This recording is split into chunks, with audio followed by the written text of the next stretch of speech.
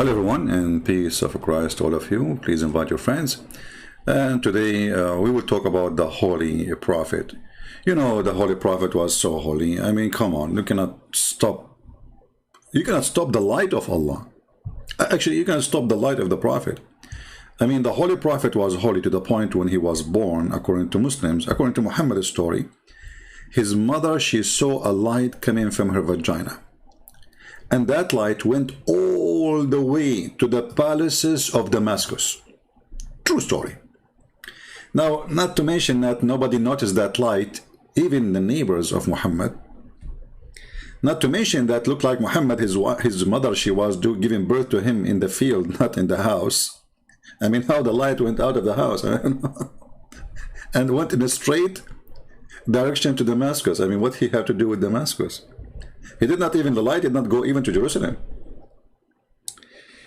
So the Muslims, obviously, and Muhammad, I don't know if Muhammad is the one, according to the stories, Muhammad is the one who mentioned this, that this his mother told him, which is very weird. I mean, Muhammad had been taken from his mother right away because his family, they don't want him. Obviously, he was born 4 years after his father's death, and his family reject to be their child. But Muhammad, he mentioned this story, and the Muslim believe it. You know, when we ask Muslims about the moon being split, they say the reason nobody saw that from around the world because it happened for a second. For a second. I mean, come on, how you can see it? And maybe it happened locally, you never know.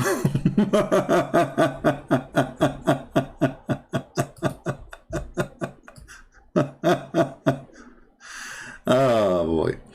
Anyway, so when the Prophet, his mother, she gave birth to him, the light went all the way, some story says even went to Iraq, to Basra in Iraq, and went all the way to Damascus in Syria. And here I ask myself a very simple question. The light is coming from the vagina of the mother of Muhammad. Isn't it this is a great sign that Muhammad is a prophet of God?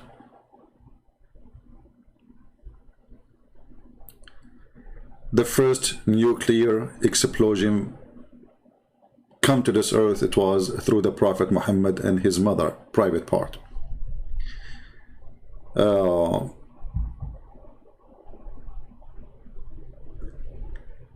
I was trying to find you an English website. Actually, I found some English website, but it's not the ones I'm looking for. So let me try to do this, because I need to use Google Translation to put for you on the screen.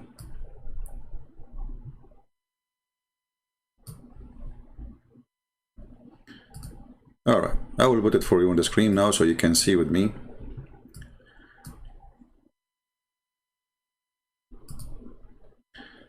This is islamweb.net.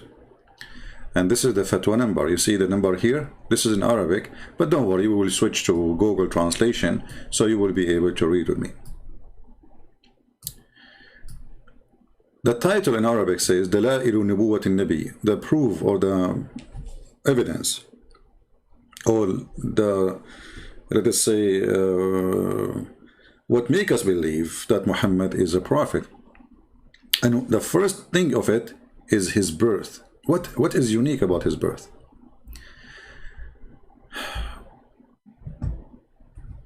So there is a question here saying, I want to know if this is true and what is the proof. And he quoted the following, that when Amina, the daughter of Wahab, she get pregnant with Muhammad, she said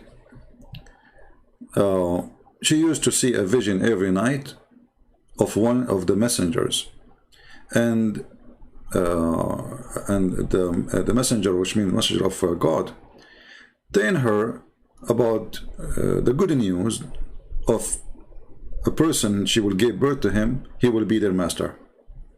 Okay. But here you notice that Muhammad's mother, she was a disbeliever. You see how the story is fabricated, obviously. Muhammad's mother and Muhammad's father, Muhammad's grandfather, all the family are disbelievers.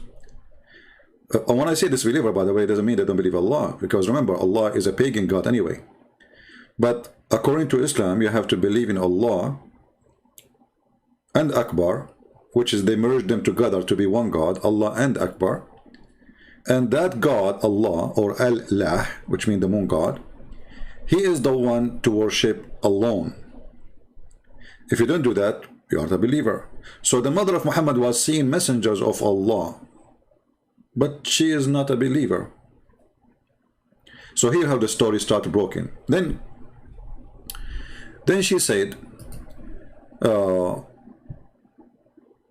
when she gave birth to, when she is giving birth to Muhammad, a light came from her private part, and his mother, this is the question, by the way, this is not the hadith now, this is the question of the person. He did not even mention the word private part. He says, from him a light came. He did not say what him or from it.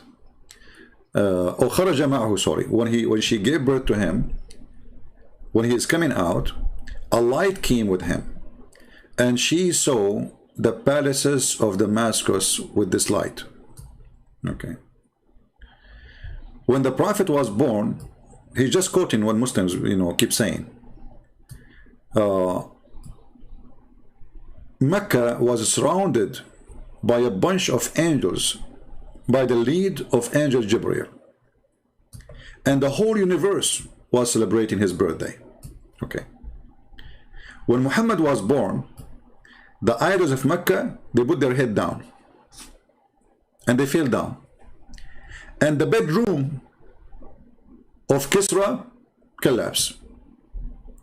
And he mentioned, and many more, he say, many more miracles.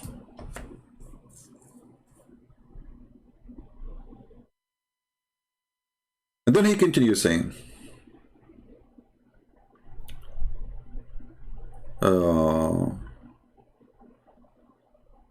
I mean, the question is so long, I don't know what is the answer. The answer is here. All right, let's go to the answer about all of this.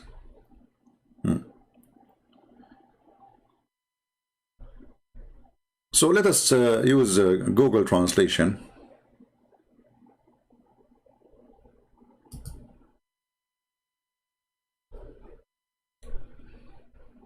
And go down to the answer. The Sheikh who's answering, he says, we did not know any hadith about the one you mentioned in the beginning, that she gave birth to their master. So he cannot confirm that. And then he continued about the hadith about the light coming out from the vagina of the mother of Muhammad. And you notice here, if you read my book, actually, Sex and Allah, I think I mentioned that in Deception of Allah too. You will see that the mother of Muhammad, she said that this was the easiest delivery I ever have, and even like as a pregnant woman, as a woman who is giving delivery. But that means that Muhammad, he is not the first baby for this woman. So how come nobody mentioned that? And where is the babies, and where is the brothers and sisters of Muhammad? Obviously, there is something fishy behind this story, because there is no way the mother, she would say, he was the easiest delivery I did, unless she had many delivery. Correct? And then she speak about the light coming from her vagina, as you see here.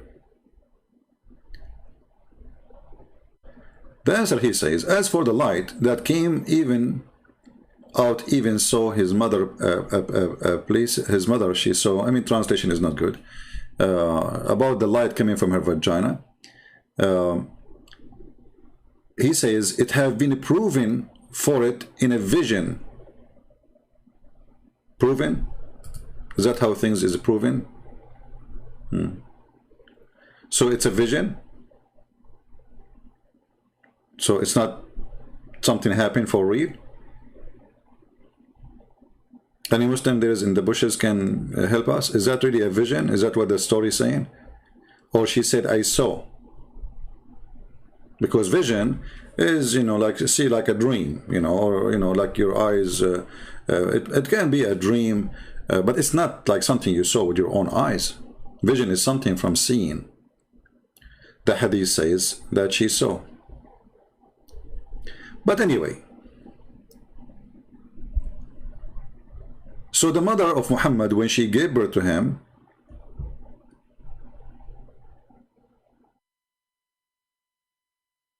the light came from her private part. And there's even a person, his name, Al-Arbad ibn Sariya. He said, I saw the light too. And not only that, when Muhammad was born, he said something. He spoke like Jesus according to the Quran. He said, I am Abdullah. The book of the seed of the prophet, this is the translation. So he said what? He said, I am Abdullah.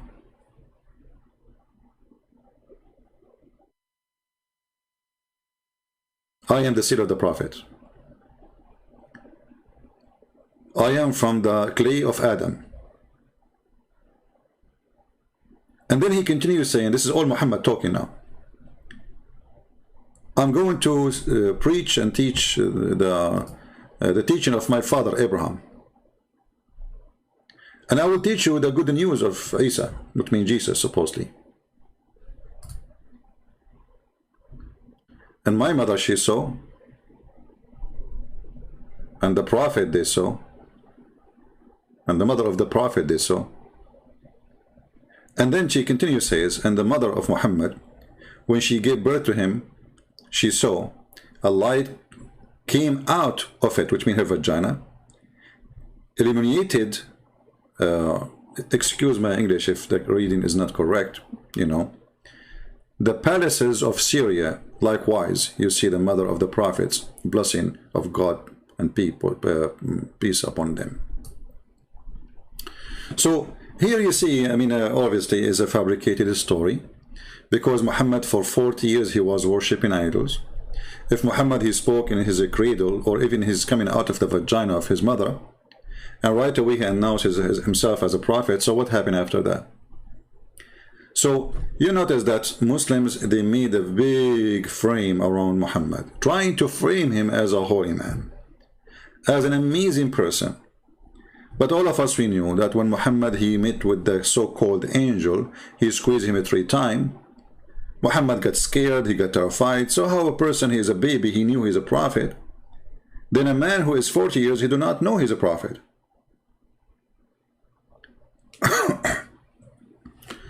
So they frame Muhammad and they make imaginary stories. I don't believe Muhammad he said that. Even though I know he's a liar, he will say more. But I believe those stories are fabricated long after Muhammad's death. However, if Muhammad he said that and Muhammad did not say that, that would have changed a thing. Still, was Muhammad is what Muhammad claimed to be and what Muslims claim that Muhammad is? Who is a Muslim is willing to call me? And by the way, if you are a sheikh, you are more than welcome. We prefer sheikhs over a normal Abdul. Do we have any sheikh? I'm going to turn on my Skype to see if any Muslim is willing to call us. And I have no request from you, my friend, except prove to us that Muhammad was a holy man. Because you Muslim call him holy. So do you call him holy because he is not holy? Or you call him holy because he is? Logging in my Skype. Excuse me.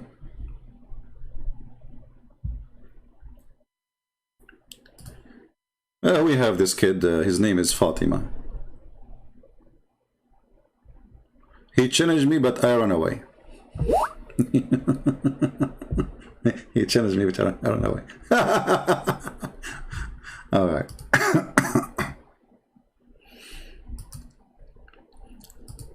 Okay. If you are a Muslim and you want to talk to me, you want me to call you, say I'm a Muslim. That just don't just add me. Hey, Alhamdulillah, a Muslim call me when you were free so that you can embrace yourself and seek for the sake. Okay, let me show you what this Abdul is saying to me before we call him.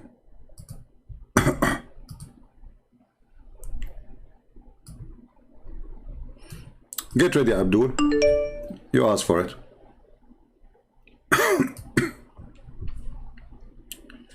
Oh, this is from yesterday. Maybe he's not online now. Okay. But we will try to call him. I mean, it doesn't hurt.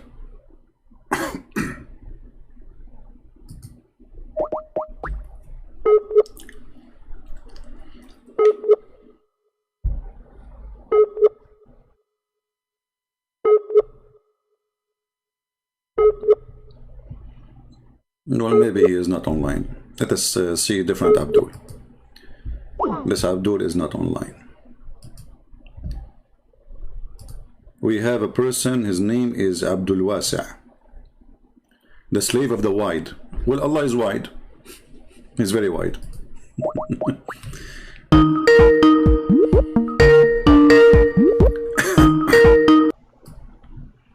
السلام عليكم. وعليكم السلام. كيفك؟ نشكر الرب. Speak to me in English, please, because our channel, as you know, it's in English. Okay, so you want me to prove to you that the Prophet was holy? Yes, go ahead. Can you introduce yourself first, if you don't mind, so people will know who's talking? My name is Abdul Wasi'. Abdul Wasi'. What Abdul Wasi' mean? It's the slave of the large one. Large one. So Allah is large? Yeah, he's very large. Allah is very large. How large he is? He's larger than his chair. He's larger than his chair? Yeah. Well, this is not what the Quran says. The Quran says that Allah, if Allah is larger than his chair, how he can sit on it?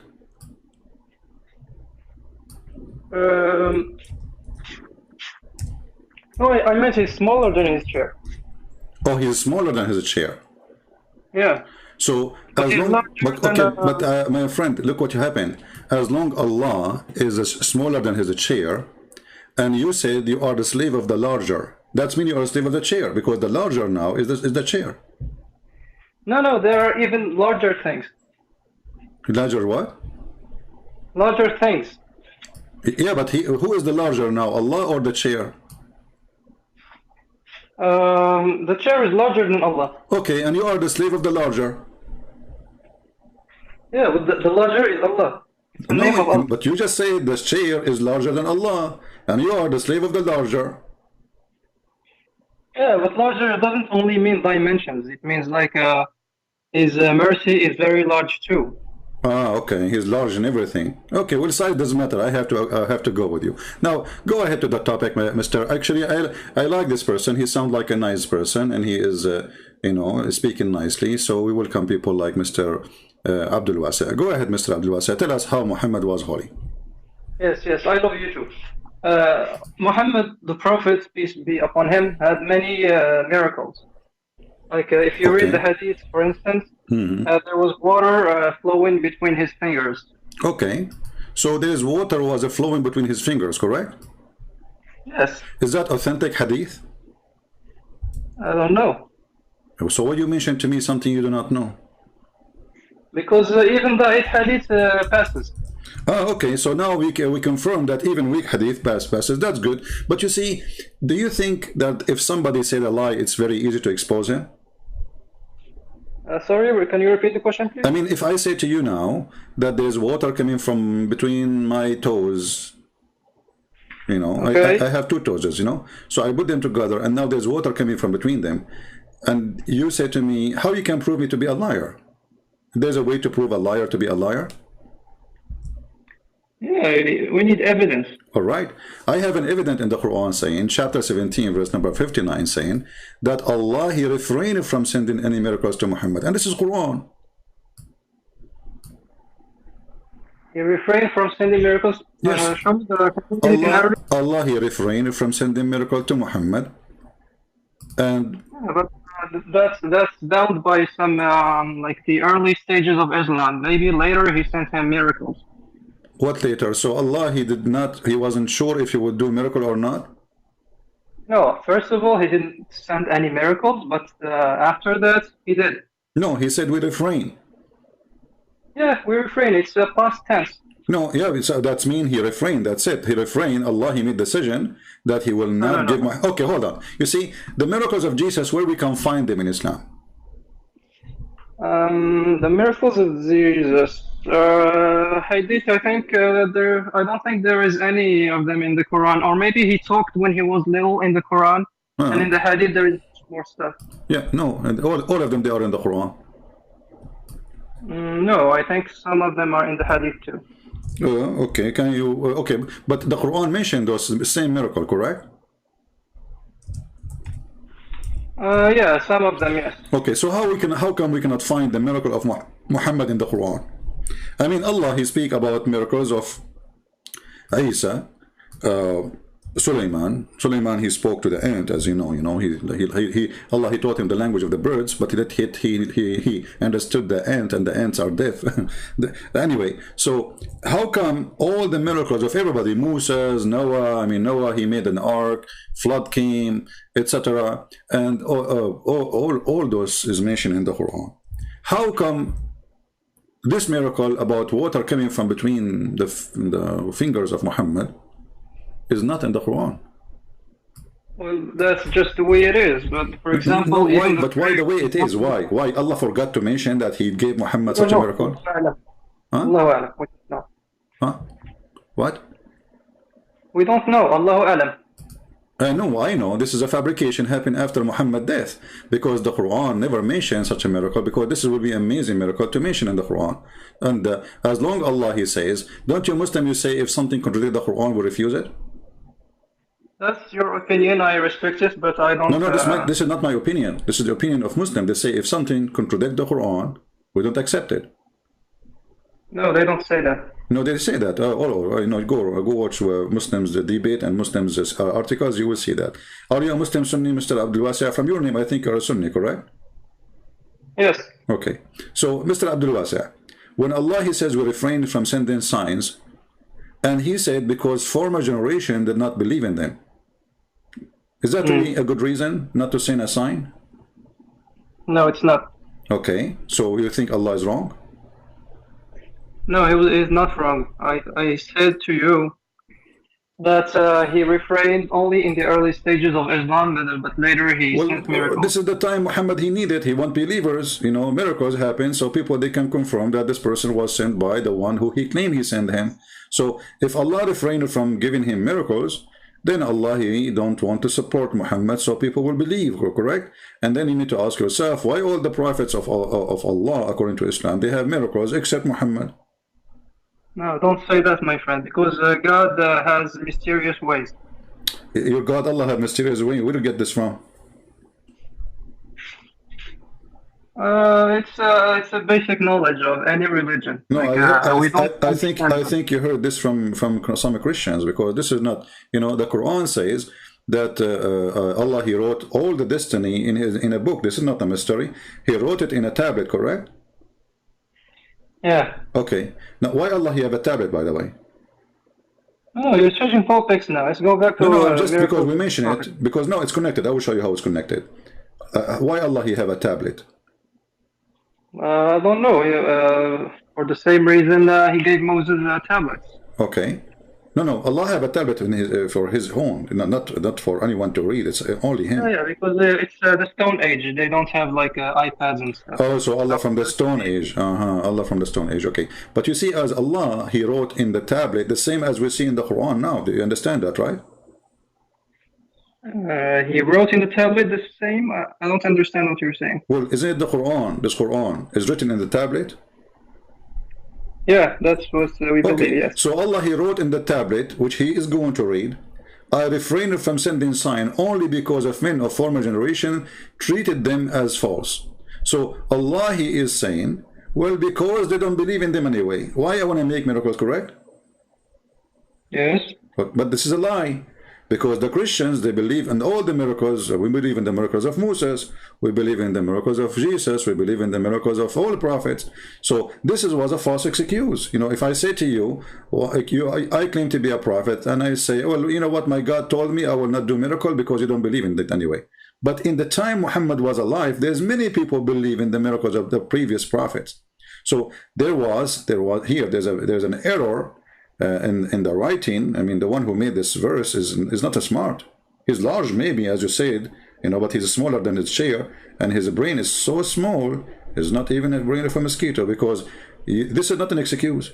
This is somebody, he cannot do anything, he cannot prove himself to be a prophet, and then, because he cannot do anything to be a prophet, to prove himself, he come with this excuse. But he did in the hadith. But this hadith is not from God. How do you know? It is from God. Oh, the hadith is from God? Okay, guys, our friend here, he just said that hadith is from God. Be my witness. It's not me who said that, our friend here. So, I want to show you hadith. And you tell me how this is from God, you know? I'm not picking up my cherries, by the way. You can show me whatever hadith you want. Did your God spoke to Muhammad about farting? About farting? Yes. Okay. How God he speak about farting? I think it's durat or something like that. Why farting is so important to Allah? Because it makes you impure. You have to redo your wudu. Okay, guys. So farting will make you impure. Is that correct? Did I hear you correct? Yeah, but I feel we're deviating here. We need to go back to the topic question. No, this is the topic. Muhammad is holy or not? Because if we prove that all of this is a silly stupid, obviously he's no prophet and he's no holy. Now, and you just said, everybody heard you, that if you fart, the reason Allah he talk about farting, if you fart, you are impure, correct? Yeah, for prayer, yes. Okay. If a man he take a shower with dead dogs, that make him impure too? No. No. So how come farting come from inside you will make you impure, and dead dogs will not make you impure? Well, that's how it is. Really? But your prophet, but isn't it your prophet? He said that dogs are dirty. He said we should kill black dogs. No, this is not a question. Now I'm talking about the black dog are dirty. The black dogs are the devil. He said, I think. No. He did not mention anything about black dog this time. I'm talking about dogs are dirty and they are najis. So if a dog he lick, let us say, lick your dish, you have to wash it certain number of times. You have to wash it 7 times. Correct. So guys, if a dog he lick your dish, you have to wash it 7 times. Correct, Abdul Wasiya? Abdul Wasiya, yes. Abdul Wasiya, sorry. So that means the dog is very dirty. His saliva, yes. Okay. So how come his saliva? Huh? So now we have a dog. Yes. We have a dog. And this dog is, you know, he's dead. You know, he's dead. And this dog is simply, his saliva, his belly, his stomach is all over the water. So what we would do? Yes. What do you think? We will bury it. Huh? We will bury it under earth. We will what? Bury it. I don't understand. Bury. سوف ندفنه تحت الأرض. Yeah, but the dog now is swimming, he's dead, and he is with your prophet in the same water. Okay, so? But you just said the saliva of the dog is najis. Yeah, but if it's a body of water, there will be no more saliva. It's going to dilute in the water, basically. It's going to disappear, so it's not the same. I don't understand. What not the same? If the dog is dirty, the dog is filthy. Okay, is it your prophet? He said, if a dog even walk by, your prayer is not accepted no more. Yeah, تقطع الصلاة المرأة والرجل والحمار والكلب. Okay, yes? so thank you. Translate please to the people. So your prayer is cut when a dog goes by, or when a donkey. You love this word, donkey. When a donkey goes by, and if a woman goes by. And the women. So your prophet, he made women equal to dogs and donkeys. In cutting prayer, yes. So if a dog just walked by, he did not even touch you, your prayer is not valid no more, correct? Yes. Okay, that means your prayer will not be accepted if just a dog walked by. So how in the world Muhammad is taking wudu with dead dogs, and not only dead dogs, what about women blood from period? Do women blood from period make you impure? Yes. Okay, so how Muhammad is showering with it and he's doing wudu with it? I told you, because there's a lot of water, and if you put tiny drops of anything in a big body of water, it's gonna disappear. Okay, how big the body of the water? Like 3 meters cubed. Okay, so guys, let us say we have a swimming pool, and how high it is? 2 meters. Sorry, I only know metric units. 2 meters.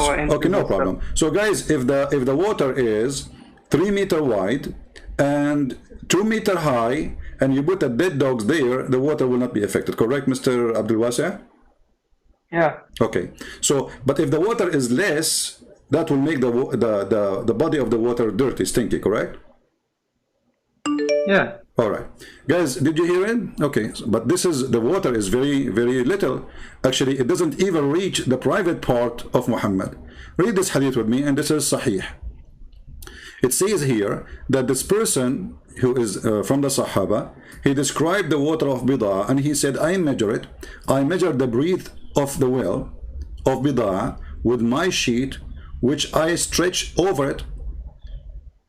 Okay, then I measure it with the hand. It measure of 6 cubit in the breadth, and then they ask me. He opened, etc., door and said blah blah blah, and then he says the condition of the water. Actually, here we go. Hold on. If you go up a little bit, it says here. Read very carefully. Where it does reach when its level goes down, it says he replied, below the private part of the body. So when you go down in it, how deep it is? It must be like a meter or something. No less. I mean, come on, below the private part. So below the private part is the water we are talking about. Let us say a meter, and let us say you are a very tall person. You are the one who said. You are the one who said if the water less than 2 meters, that will make the water stinky. 2 meters, but we have width and height and depth. Give me the other dimensions. Well, it says I measure 6 breadth of the well of Bid'a, you know. So it is still very small. You said 3 meters, right? 3 meter wide.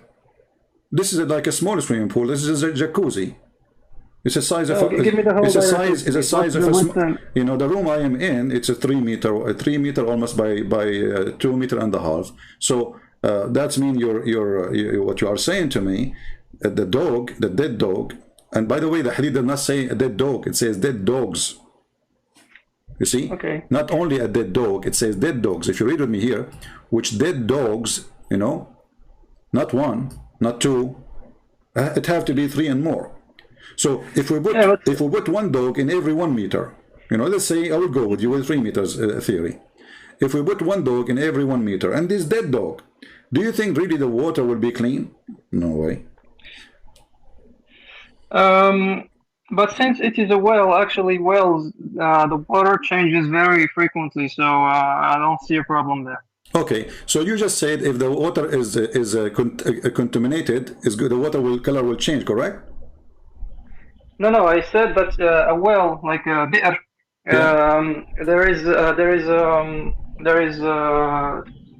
water underneath, which comes from underneath the ground. No, you know? my friend, this is not this is not a running water. There's no even water there. This water is coming from the dirt. This is like an old well down in the ground, and whatever water from houses come, it's like it became a sewage place. This is why they are throwing garbage. You know that this is, you know, the desert. Nobody will throw garbage and dead dogs in the water, which is not exist everywhere, correct? I mean, there's no way. If you live in Saudi Arabia and you have a well in your backyard or in your town, you go and you throw out dead dogs. People will kill you for doing that, correct? Yeah, but it's a well, right? No, but it used to be a well, obviously, and this is the dirty water. This is why people are throwing garbage. No, what's your proof? Okay, well, the proof is people are throwing garbage. No, you can throw garbage. Was Muhammad living next to the Nile River? There's a river there. Okay, how many well of water there was in Mecca?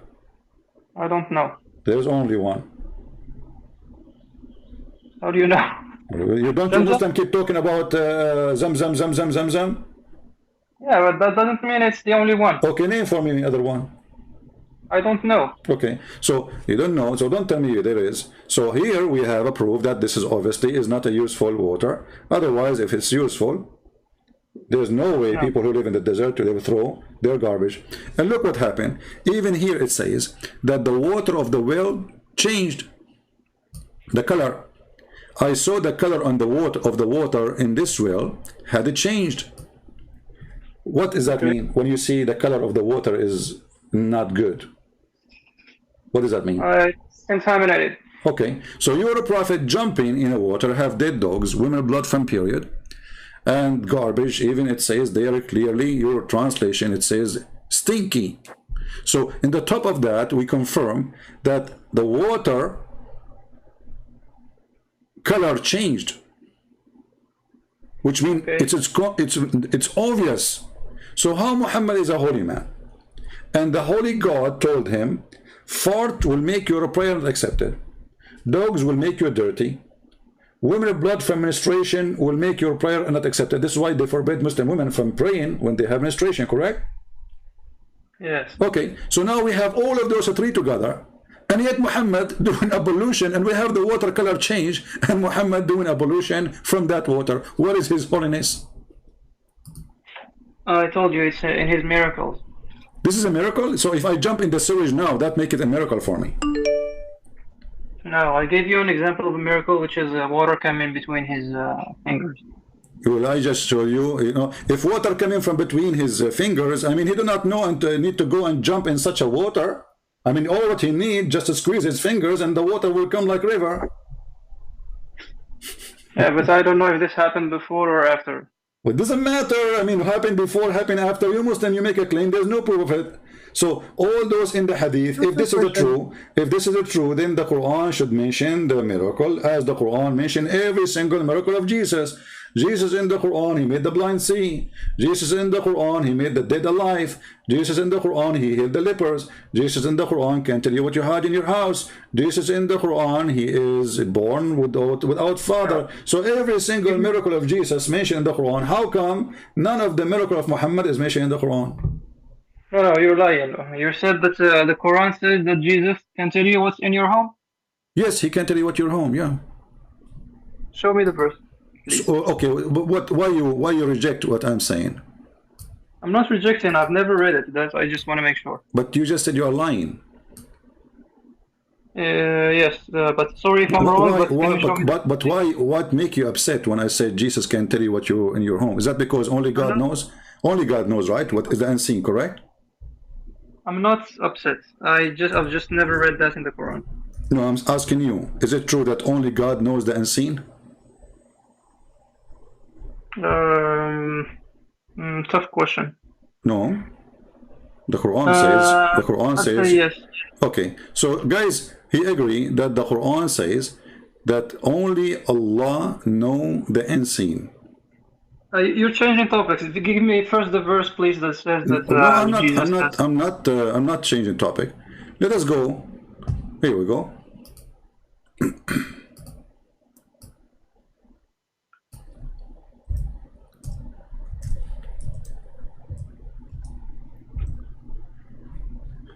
Read with me.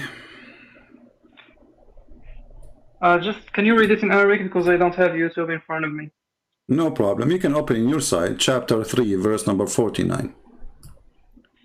It is ورسولا إلى بني إسرائيل إني قد جئتكم بآية من ربكم إني أخلق لكم من الطين كهيئة الطير فأنفخ فيه فيكون طيرا بإذن الله وأبرئ الأكمة والأبرص وأحيي الموتى بإذن الله وأنبئكم بما تأكلون وما تدخرون في بيوتكم. Okay. Okay. So Jesus, he knew even what you have in your houses and even what you ate before you meet him, correct? Yes. Okay. Was Muhammad able to do any of those? I don't know. No, you know. The Quran answer you. The Quran, if you go, it says here, chapter 6, verse number 50, it says, Allah said to Muhammad, tell them the following. Okay, what he said? You can open the Quran on your side, my friend. I do not say to you that I possess the treasure of Allah, nor do I say I gain the knowledge of the hiding of any of my own. Nor I do say to you that I am an angel. I only follow what delivered to me, revealed to me. So look what's different. The Quran says that Jesus can tell you even what you ate, what is inside your stomach. Jesus can tell you what you are hiding in your closet, in your house. Which means Jesus, he can see you without being there. Muhammad is saying the opposite. Okay, hold on. Let me tell you, you get me wrong. Yes, I'm a prophet, but I know nothing except what Allah told me. Okay, so I do not know unseen. If I know the future, I will take some of it from me. And not only that, Muhammad, he says, will the blind be equal to the one who can see? So Muhammad saying I'm blind. Muhammad saying I'm blind. Jesus is not. So how he is holy and he have no miracles? Here we go. They ask him a question. He don't know what to say. He have no idea what to say. So he's a false prophet. But if you go to Jesus, according to the Quran, Jesus can tell you, hey Jesus, tell me what you ate, what I ate today. Oh, Christian Prince, you ate nothing yet because you don't take breakfast. How you know Jesus? Because I'm Jesus. Oh, Muhammad, what I ate today. Muhammad, he start, okay, hold on. You see, Allah said to me that to tell you that I know nothing. How come there's a huge difference between here and there? There we have a person who can raise people from death. He can make the blind see. He can feed even there's a chapter in the Quran, it's called Al-Ma'idah, the table. All the chapter is the name of the chapter is about Jesus feeding thousands of people. But it's in the Quran. But we don't find the miracles which Muslims they claimed about his holiness in the Quran. Obviously they are fabricated. No, it's not obviously. It's obvious, people will be judged. In the same time, do you, Abdul Wasir, be honest with me. Do you ever, do you feel like you want to do the same as the Prophet, to jump in the water, have dead dogs? Did you ever practice such a thing, to feel how it feel like? No. Why you don't want to do that? Don't you want to follow the step? You said to me you are a Sunni. Yes. Okay, a Sunni mean what? Mean the one who follow the steps of the Prophet. Okay, well, you should follow the step of the Prophet. You should, you have a bath in your house, correct? Yeah, but jumping in dirty water is not sunnah. Well, it's here we go, guys. Jumping in dirty water is not sunnah. Why? But the Prophet, he jumped. I mean, how dirty it can be more than this? There's women of blood from period, dead dogs, and garbage, and the water color changed. And you are saying to me this is not sunnah? What? No, it's not. It's not sunnah. Sunnah is whatever Muhammad he did. So you have to follow the step of the Prophet. Obviously, you are rejecting to follow it because it's disgusting. No, sunnah is the habits of the Prophet. Exactly, guys. Did you hear what Mr. Abdul Wasir he said? The habit, well, the habit of your prophet to jump, the habit of your prophet to jump in a dirty water. This is his habit. How many times he did it? Huh? How many times he did it? Well, it says "Ayustaqa laka min bi'ri bid'a," which means it's something you do always. You speak Arabic. Yes. Okay, yustaqa, it's something happened in the past and happened in the future. So always you do it. Can you read the whole sentence, please? Oh, we can show you many of them. Hold on, here we go. This is the one we showed you here, but we can go to more hadith.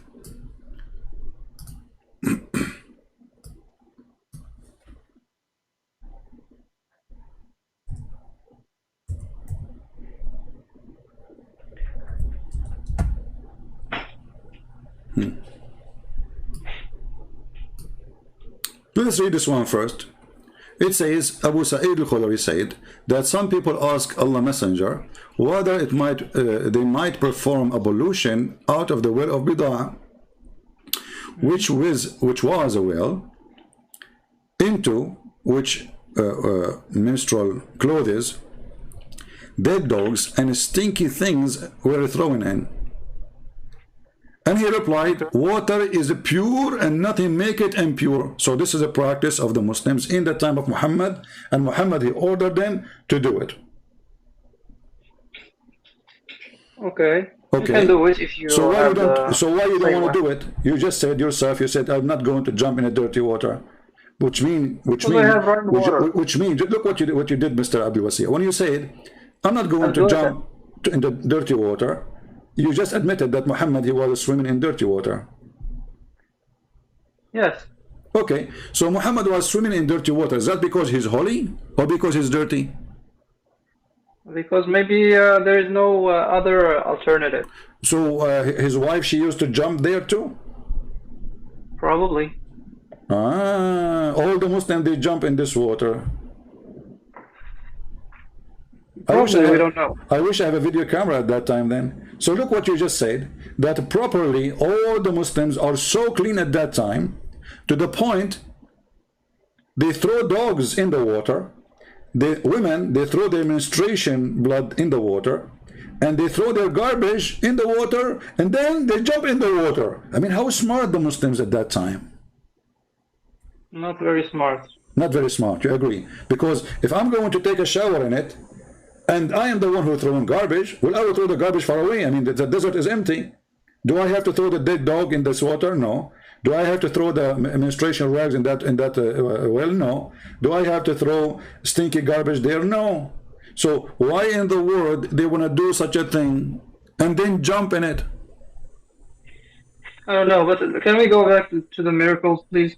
Okay, but this is a miracle. This is one of the miracles of Muhammad. He do crazy stuff. Yeah, it's not a miracle. No, miracles is something extraordinary. Yeah, this is extraordinary. You know, look at this. I mean, this is madness. Okay, well, give me. No, okay. I can do it myself. You can do it yourself. You cannot. You cannot. Make a video. Make a video. Show me yourself that you are jumping in your bathtub and you have a dead dog there and you have a stinky garbage. Don't just throw them there and jump. I mean, wait for like a day or 2 or 3. You know. Yeah. So okay, give me another miracle.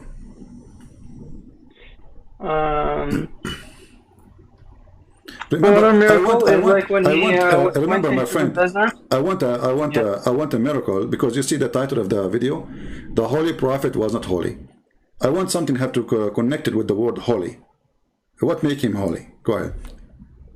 Basically, if you do a miracle, then you're holy. It means that God is by your side. Oh, okay. So guys, listen carefully. Okay, listen carefully. If you do a miracle, that make you holy. So what can be miracle? Something a human being cannot do, right? Yes. Okay. Can a human being throw words in the mouth of Muhammad, make him say a false Quran? Yeah, you can. You can? Yeah, you can hypnotize any person and make them like turn into a dog or anything you want. So are you saying you can do what? Say again the word in English. Hypnotize, like hypnotize. I don't know if I'm saying the word correctly. Hypnotize. Okay. So are you saying that your prophet was hypnotized by shaitan when he throws satanic verses in his mouth? I don't know how it happened, but something like that, yes. But can we go back to the topic? Yeah, but okay, hold on. We are on the topic. We're on the topic. If Muhammad is holy, then the holy Muhammad is protected by Allah. Correct? Not 100% of the time, no, because when he went to some jihadi war, he was hurt. So God no, doesn't I'm not talking about physical protection now. The word of Allah. Do Allah protect His word? The word of Allah, you mean the Quran? Yes. Yeah. Okay. Allah, He said, nobody can exchange the word of Allah. Correct? Yes. Okay. And you just said that Shaitan was able to empathize, I don't know what the word, your prophet, yeah, and he controlled him, you know, and your prophet starts saying false words. Yeah. Okay. But he failed. But that's mean Muhammad. But that's mean Muhammad at that moment he was making miracle for the sake of Shaitan. This miracle, because Quran is a miracle, isn't it? Quran is a book, not a miracle. Yeah, I don't know. The Muslim, they claim it's a miracle. Oh, those are stupid Abduls. Oh, those are stupid Abdul. You're a smart Abdul. Okay. So I will go with you. So, are you saying anyone can make Quran? What? Anyone can make Quran? Yeah, they have like printers. They make a lot of Qurans. No, I'm saying Quran, like a book. It's called Quran. I can make a Quran like this Quran. What do you mean make a Quran like this Quran? I don't. Because you just said anyone can make Quran. Yeah, you just need a printer and you print it, or you can write it by. No, I'm not talking printing this book here. I'm not talking. I'm saying making a new Quran, new book. It's like, and I name it Quran, okay, or make it Quran number 2. Can I do that? Is it possible a human being can make something like the word of Allah? Yeah, you can. You can, but isn't it the Quran says you cannot? You cannot what? Can you read the verse, please? Okay.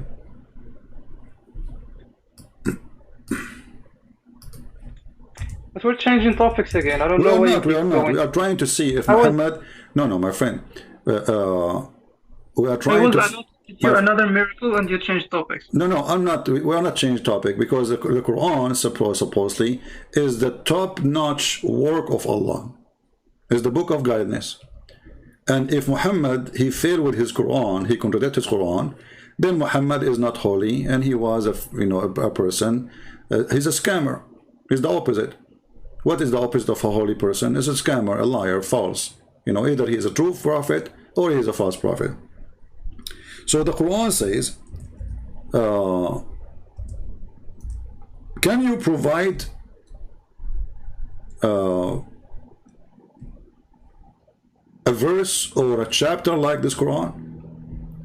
Can you? That's it.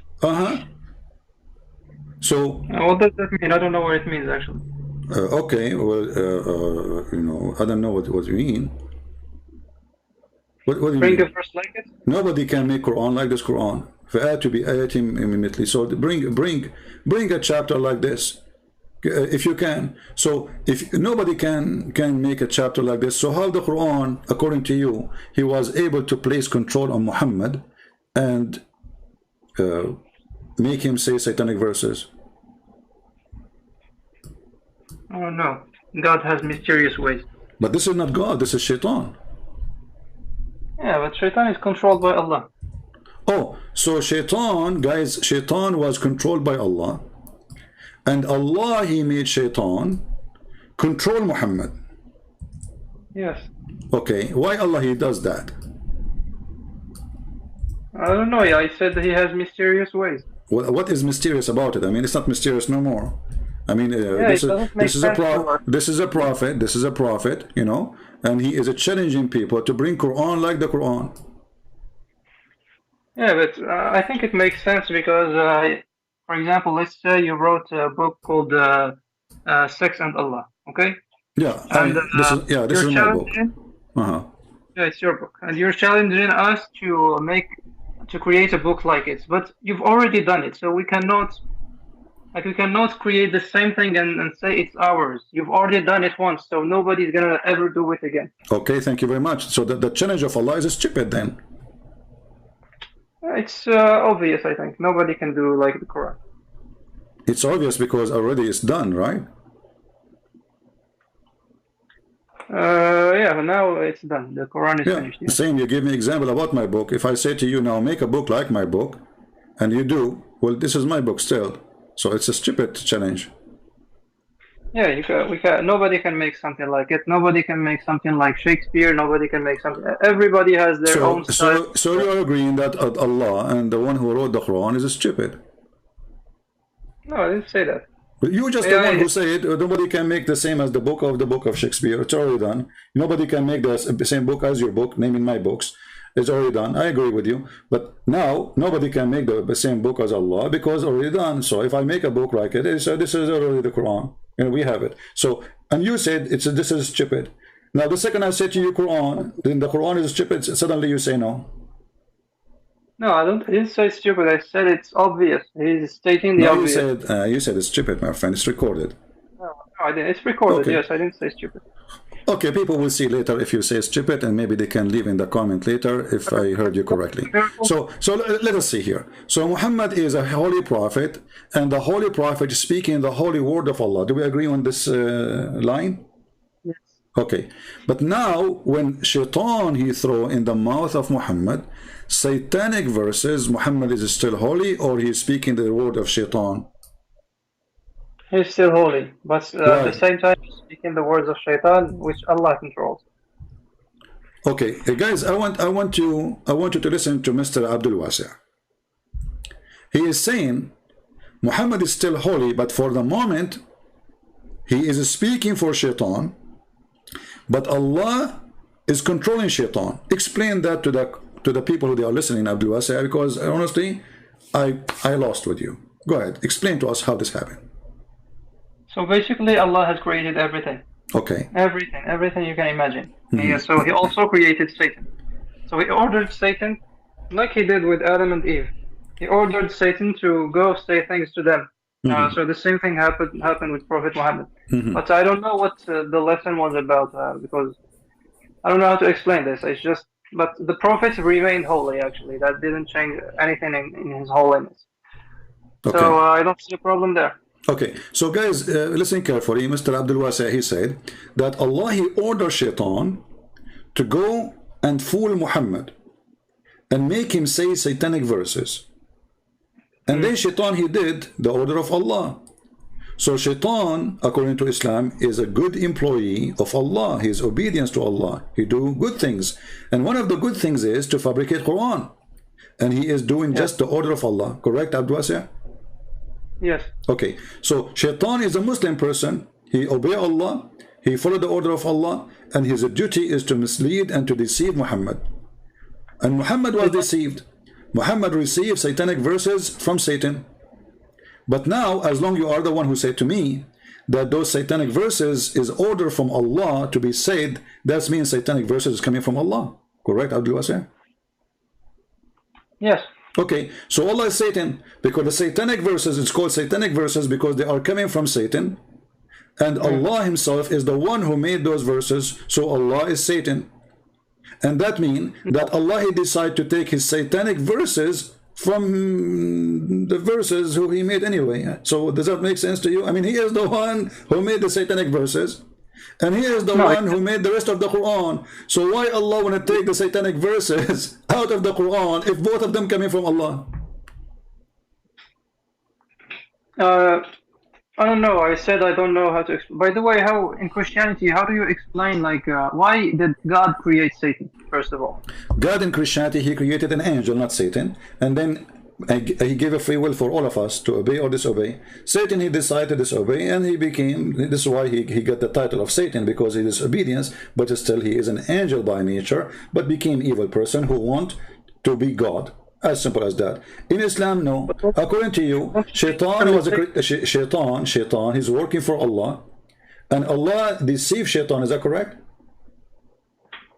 Allah deceived shaitan, yes. Awaytani or something like that. Okay, so guys, Allah, he deceived shaitan, he made him shaitan. Shaitan is a good person in Islam. He's a good Muslim. Shaitan is a victim of Allah. Allah, he gave him a job.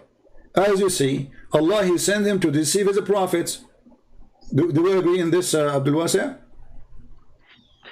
Can you repeat the last sentence, please? As long as you agree that Allah is the one who sent shaitan to deceive Muhammad, to make satanic verses, and he was obeying Allah, that means Allah, he decided to deceive his prophet, correct? Yes. Why? I don't know. He has mysterious ways. Well, if you read with me in verse number 53, it says, so Shaitan, the devil, he will make a trial to those who their heart have disease. But the trial here happened to Muhammad. So Muhammad, he have a disease in his heart. He's a bad person. Because those trial will not happen to a person who have no disease in his heart. So that he may make what the devil... Can you show it in Arabic, please? I don't like the English translation. No just problem. I understand. Here we go. Or just read that because there is lag. ليجعلوا ما يلقي الشيطان فتنة للذين في قلوبهم مرض والقاسية قلوبهم وإن الظالمين لفي شقاق بعيد. Okay, but that doesn't mean that Satan, he only controls those kinds of people. He can control even good people. No, it says clearly only those people who have a disease in their heart. Read it carefully. Don't add things. Don't add things. Is not there. Does it say to good people? Does it say anything about good people there? No. It says unjust people. To say people who they have, you know, extremely quarrelsome. You know, so there's no good people there. So the one who will receive those satanic verses is the bad people, but the one who receive it is Muhammad. No, you are saying things which are not in the verse. It doesn't say only those kinds of people. Well, does it say there's good people who receive it? It says who will receive it. Read carefully. So that he make what the devil includes a trial for those. He count them. Those who. Did he say the good ones and the bad ones? No. He said those who their heart have a disease, and those who have their heart is hardened, and those they are unjust, the criminals. He did not say anything about the good ones. You are adding things now. So Allah is the real shaitan according to Islam, and Muhammad is a satanic prophet. No, I don't agree with you. If I say I do this, it doesn't mean I do something else. Okay, hold on. Allah, he sent shaitan to deceive Muhammad to make satanic verses. Why Allah decide to take it off? Miracles, please. I'm tired of it. Can we go back to the miracles? We are talking about the miracle. This is a miracle. It's a miracle. It's a miracle that there's a God. He's confused. He decided to guide you by ordering shaitan to misguide you. How'd that work for you? I don't know. That's a mysterious way to do it. This is a mysterious way. I like this mysterious way. Okay, so look what happened now. Your prophet is a satanic prophet, and you Muslim, you call him holy. He speaks for the devil. He pronounced the word of the devil, claiming that it is coming from Allah, which is supposedly God, but as you see, he's the devil anyway. And you Muslim, you think he's holy. How that work? He is holy. He has miracles. Okay, guys, he is holy, he has miracle. What is the miracle? Having sex with 6 years old girl? That's no miracle. That's anybody can do that. Anybody or only perverted ones? Pedophiles. Pedophile. So are you saying Muhammad is a pedophile? I don't know for sure, but he might be. He might be. That's a good point here. So how you say, so you are calling me to prove that Muhammad is holy, and you are saying that Muhammad, he might be a pedophile. Obviously he is. It's not obvious, no. What do you mean not obvious? He just said he is. His other wives were not premature. If he were a pedophile, he would have had many more than one child. How we know? How we know? Your prophet, he used. Okay. Do you know the story of Osama? Osama bin Laden? Not Osama bin Laden. Osama bin Zayd? What Osama bin Laden? Osama bin Zayd? Let me show you. You don't know the story, huh? About Osama that he said if Osama was a girl. Have you ever? What do you think if you are visiting a friend of yours and then you see he have a boy, and then you touch this boy, supposedly the boy he fell down, and you start kissing him and licking him, and then you say if he was a girl, I will dress him up beautiful clothing until she get married. Read with me. I will show it to you in Arabic first. Here we go. Go ahead.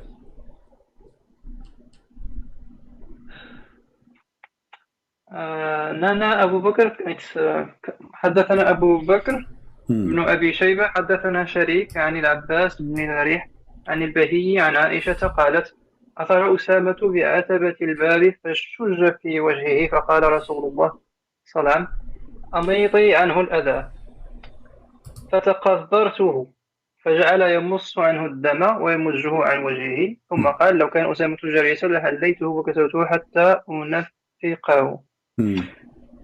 What's the problem? You want me to translate in my way or? Yeah, he was sucking the blood. He was sucking the guy, the boy, and saying, if he was a girl, why in the world he wished he is a girl, and why he is licking his face and sucking him. He sucked the blood out of him. Actually, this is still done by the Jews when they circumcise their children. They suck the blood out. But this guy is not circumcised. This is not a circumcised. This is not circumcision. Yeah, he sucked the blood. Yeah, I know. It's the same way. He sucked the blood away. Hold on. Okay, I will go with you. First, this is not as a child. Suddenly, Muhammad is sucking the blood of a face of a person, and he is wishing that this boy is a girl. Why he is wishing that he is a girl? No, he's not wishing. When he said that, what is the connection between a boy, his name is Osama, which means a lion, to be saying, if Osama were a girl, I would have adorned him and dressed him until I marry him off? I don't know what he means by that. Maybe the boy was beautiful. I don't know. Oh, exactly, guys. Maybe the boy is beautiful. Thank you very much. So he is a perverted man. No. Okay. What do you mean no? It's you who said maybe the boy is beautiful.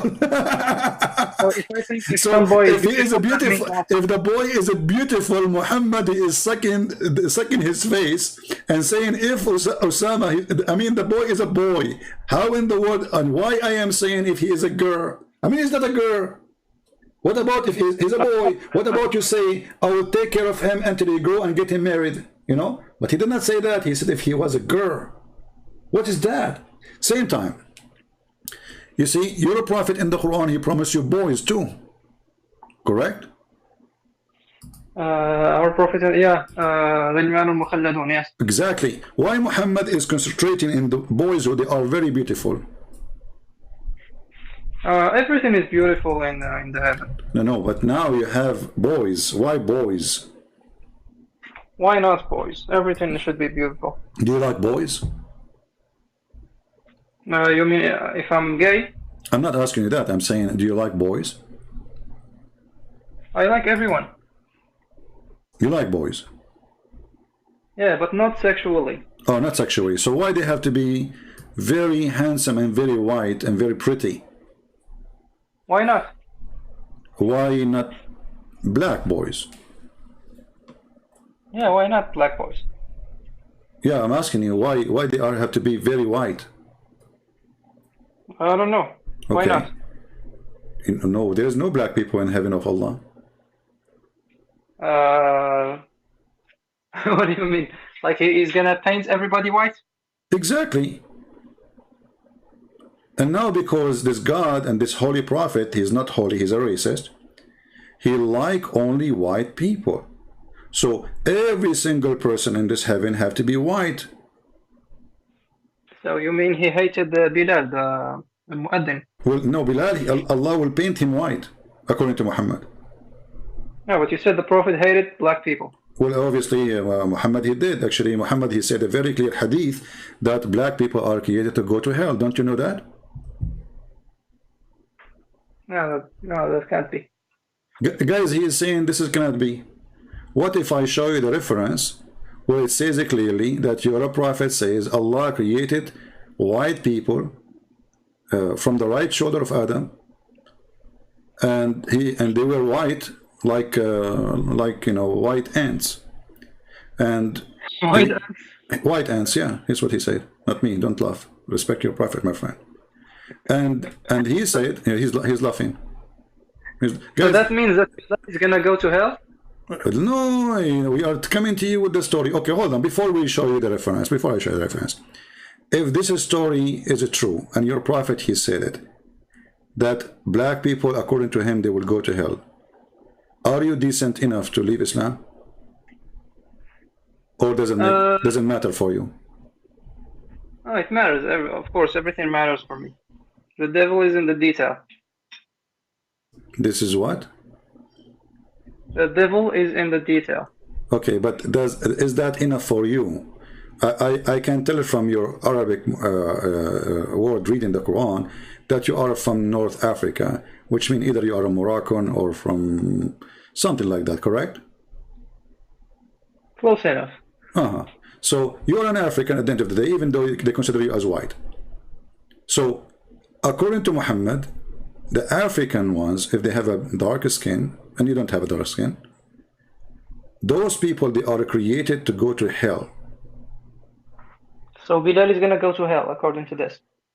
Well, this is what Muhammad is saying. That doesn't make sense. It must mean something else. Okay. I think black is like to symbolize evil doers, like the evil people, and white is to symbolize people who do good. So he cannot say that. Okay, guys, did you hear Mr. Abdul Wasa? He is saying that obviously the black ones, they resemble the evil ones. So if you are black, according to Mr. Abdul Wasa, you are evil. No, I didn't say that. No, you're putting words in my mouth. I said that maybe black. This is what you said, my friend. This is what you say. Don't tell me you did not say that. No, you misunderstood. I said that maybe the hadith means that black symbolizes evildoers, people who do evil, even if they're white. Like I can be white and I can do something evil, but by saying the hadith might say that I am black because I do evil. You understand or not? Okay, but if it is saying clearly that black people, they are made to go to hell, then you have no excuse, correct? Yeah. Okay, and what that will make Muhammad to you if we show you that? What that it will make him unholy. That will make him unholy. Yes. Wow, that's a good deal for me. I like that. Guys, did you hear Mr. Abdul Wasa saying it clearly? So if this is true, that will make Muhammad unholy. Who said that? Mr. Abdul Wasa. Thank you very much. So that will solve the problem between me and you. And let us go and see the hadith. Let me find the hadith.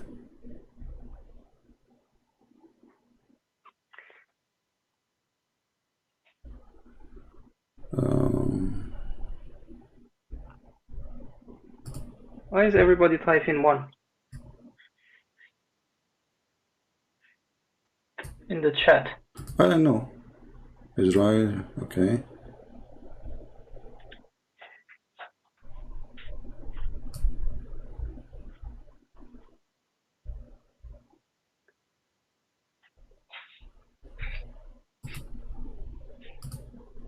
I'm just trying to find the reference, the Islamic link, you know, to give it to you. And put it for you in the screen and you can read it for us. Give me a second.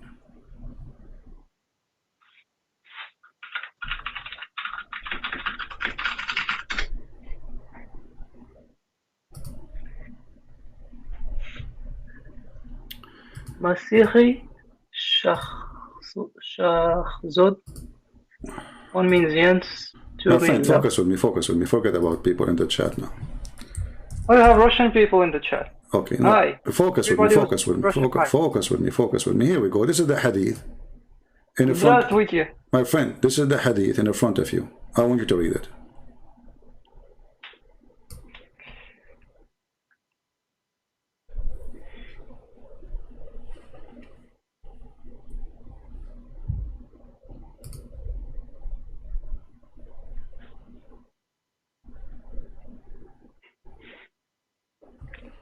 Is it clear or not clear? Allah's Messenger PBUH said, Allah created Adam when he had to create him. Oh yeah, I know this one. He struck his right shoulder and emitted white offspring, as they were white ants. He struck his left shoulder and there emitted from it the black offspring, as if they were charcoal. He then said, to those who had been emitted from the right shoulder for paradise, and I don't mind. Then he said, those for the left shoulder, they are for hell, and I don't mind. Okay, so yeah, so I told you there. It must mean that like black is something who does evil, somebody who does evil. You see, a second ago I asked you if this hadith is true. That means Muhammad is unholy. Look how you bite your tongue and take back what you just said. It doesn't say here that those who they are doing evil. It says here that Allah created the white people from the right shoulder of Adam, and He described their color, how white they are. And that's mean from the beginning of their birth, from the beginning of their beginning. This is not after they commit sin or before they commit sin. They are white people who will go to heaven, and they are created from the right hand of shoulder of Adam. That's mean they are the right people. And the black people, according to your prophet, they are created from the left shoulder, which is always symbolic for the left. Wrong. So the black people are born wrong, and the white people are born right, according to your prophet and according to Allah, because the one who said that is Allah. So Allah, He said to His messenger that when He created Adam, He created two kinds of people. One kind will go to heaven, and one kind will go to hell. The one kind will go to heaven is the white. The one kind will go to hell is a black. Now you wanna play with it. Doesn't look good for you, Mr. Abdul Wasi. Be honest. I told you it's a metaphor. Well, okay, prove it to me, guys. It's a metaphor. Where is the metaphor there? Because it can't be, because the closest person to the Prophet, peace be upon him, is Bilal. He was a black person. No, he was not the closest person. He was his slave, and he was abused all his life. He ordered him to go and do the adhan because he will not order the white people to wake up early morning, lose their voice screaming. He ordered him to walk with him wherever he go to collect donation, for he is his slave, not because he have a freedom to walk around. If Muhammad was a good man and this guy is close to him, we'll free him and take him as a friend. But he was always his master, and he was a slave. So don't think he was close to him. Actually, even your prophet, he made fun of him. He says, obey your master. He made Bilal because he's an African. He have a strong body. That's why he have them. They bought him because he's a strong man. He is a big man, African man. So they bought him, and they promised him to be freed in the future. But they never. And then Abu Bakr, when Muhammad he died, Bilal, he went to Abu Bakr. He says, if you bought me for the sake of Allah, will you free me for the sake of Allah? If you bought me for yourself, then keep me for yourself. Stop being hypocrite, which means. So Muhammad was not a good person to Bilal, otherwise he will free him. No. Why he didn't? Okay, why he did not free him? He didn't ask for it. Maybe he was the guy did not ask for it, guys. The slave don't ask for it. You know, he don't like to be free. He like to be slave. Okay, listen.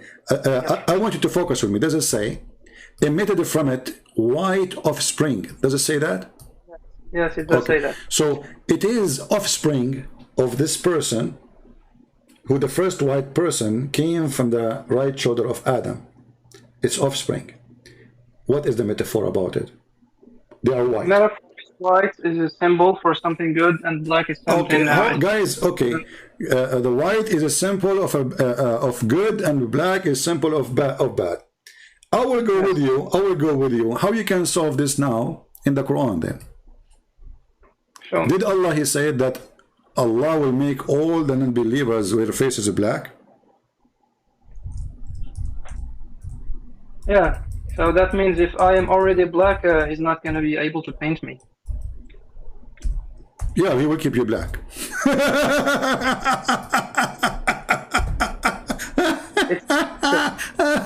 That's a good one, Abdul Wasi. I love it. So guys, if I am black, Allah cannot repaint me again. That's a good one. God is weird, man. So chapter 3 verse 106 says, يَوْمَ تَبْيَضُّ وُجُوهٌ وَتَسْوَدُّ وُجُوهٌ. The day of resurrection, that some faces will be white and some faces will be black. You see here the translation says shiny. That's a lie. It says white. If you change the translator, you will see how the word white appear right away. they lie in their translation. It is the hobby of Muslims when they translate. They cannot be decent in any translation. Read, we just change the translator. Look what happened. In the day, on the day when some faces will be light, between two brackets, light up white, and some faces will be a gloom of black. Okay, why Allah? Okay, hold on. Is that a metaphor, or this is they will be black for real? So I think, I don't know, but again, it's the same thing. It's a metaphor. White is my friend. You are talking to Christian Prince. All the laundry of your prophet is in my head. Let us go and get Muhammad busted. Not you. I feel sorry for you. So if I show you that this is not metaphor, what you will do, just to give you more proofs, what you will do? You will be honest. Leave Islam. Huh? I'm gonna leave Islam. You promise? A promise of a man. Yeah, I'm a man. Guys, I'm the son of a man. Guys, Abdul Wasi, he made a promise. If I prove to him that this is not a metaphor, that Allah will make people literally black and literally white, he will leave Islam, and he made a promise. And he said, he is a man, he keep his promise. I trust that on you, my friend. You sound like a man for me. Let us go and see it. If we go to the Quran, chapter 82, the chapter of the ant, chapter 27, verse number 82 in the Quran, and then we go and see there's a beast is going to call. Okay, الجساسة, you know الجساسة story, right? Yes. Okay, so إذا وقع القول عليهم, what will happen? Do you know the story of the Jassasa?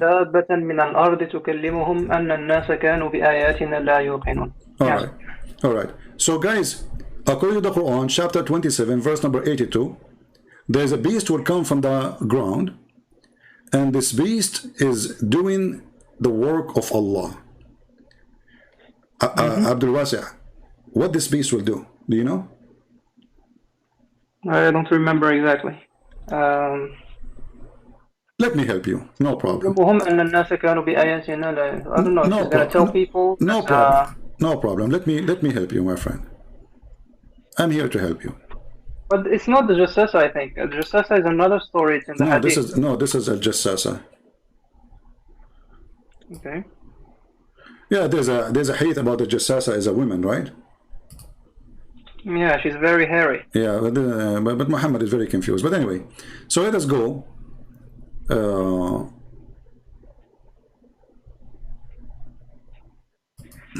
Very hairy. And by the way, even that hairy woman, she is black too. Even the daughter of Allah is black too. Allah, a prophet, he sent Khalid al-Walid to kill a woman. She have darker skin, she have a very dark hair, and she's African. You see how the evil of Muhammad is all over? Now let's go and read together. This is Tafsir ibn Kathir. You see the screen? Yes. Okay. Remember, this is not me saying, and this is all is coming from your prophet at the end of the day, because those Muslims, they have no authority to say except what they learn from your prophet. Ibn Kathir, this is not my prophet. No problem, but Ibn Kathir is saying what the Sahaba of Muhammad, according to Muhammad, said. So read with me carefully. Read me carefully, please. There will be, so a Jassasa, or this beast, will have a very funny description. It says, its head like the head of a bull, its eyes like the eyes of a pig, its ears like the ears of an elephant, its horns like the horns of a stag, its neck like the neck of an ostrich, its chest like the chest of a lion. I mean, the whole zoo. Allah, he put the whole zoo in a mixer, and he made this beast, and then he sent it to us. And now this is not our problem for now. Then he says here, it will bring out with it the staff of Moses and the ring of Solomon.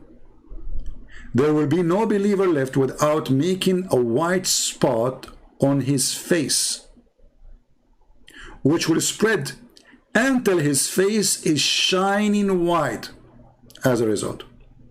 And there will be no disbeliever left without making a black spot on his face, which will spread until his face is black as a result. And then when people, they trade with one another in the marketplace, they will say, Oh, believer. Oh, disbeliever. How do they know each other? White and black. Remember, you are the one who said, if this is not a metaphorical, you will leave Islam. First of all, I said that white symbolizes. What I meant is like the white people coming from the right shoulder. The white symbolizes good, okay, and black symbolizes bad. But there is actually no contradiction between this and that. So it could be as well physical, like not a metaphor. But still, the white is like a symbol for something. I said, you said you are a man, and I said I trust that you are a man. Is that really what it says in front of you? Does it say? No, this one says it's physical. Yes. My friend, Al-Jassasa will hit them in their face with the ring of Solomon and the staff of the ring of Solomon and the staff of Moses. And the result of that, it will leave a white spot on the Muslim face, and that will make him white, and will do the same for the one who disbelieves, and that end will make him black. And now you keep saying there's no contradiction, and this is the same. Yeah, and second of all, this is not the Prophet's word, so it's Zubair. Take care. Take care. You see, I don't respect liars. I'm not going to waste my time. If this is not your Prophet words, why it is there? You see how they are ashamed of their Prophet? He is unholy. This is not a talk of a holy man. We show them the hadith saying, from the offspring of the black man, which is coming from the left shoulder, they will go to hell. He said it's metaphor. We show them that even Allah will send the beast. He will hit the face of a disbeliever, and he will make him black. Still he is saying this metaphor. You are not a man. You are not a man. You said, if I can show you that, you will leave Islam. And this is the word of the messenger of Allah, not the words of Ibn Kathir. Read carefully. تخرج دابة من الأرض ومعها عصا موسى وخاتم سليمان فتخطم أنف الكافر بالعصا. So she will hit the beast, the nose of Sulaiman, with the staff. وتجلي وجه المؤمن بالخاتم. It's your Prophet saying that.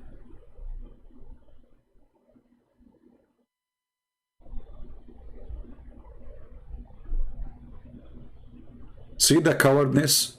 So see how they regret what they say?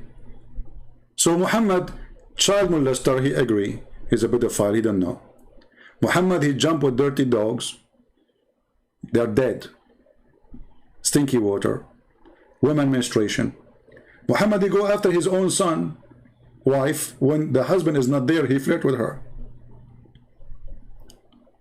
Muhammad, he made a rule that if he see a woman, her husband must leave her so the Prophet can F her.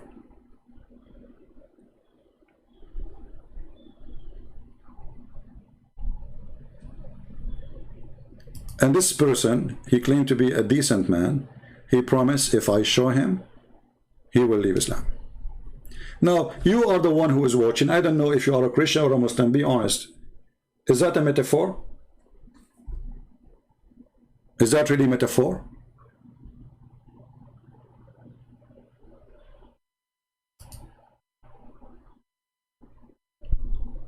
When we say, they say to you, Christian Prince, he hang up on people. There's no point of continue talking to a liar.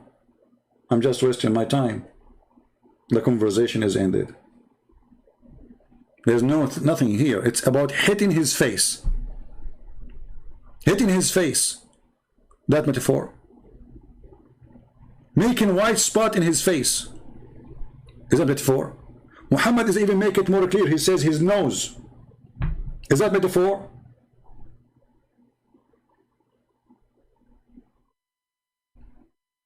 How in the world this person, he keeps saying to me, this is metaphor. I will call him one more time, because people, they are asking for it. But you lost my respect, Mr. Abdul Wasi.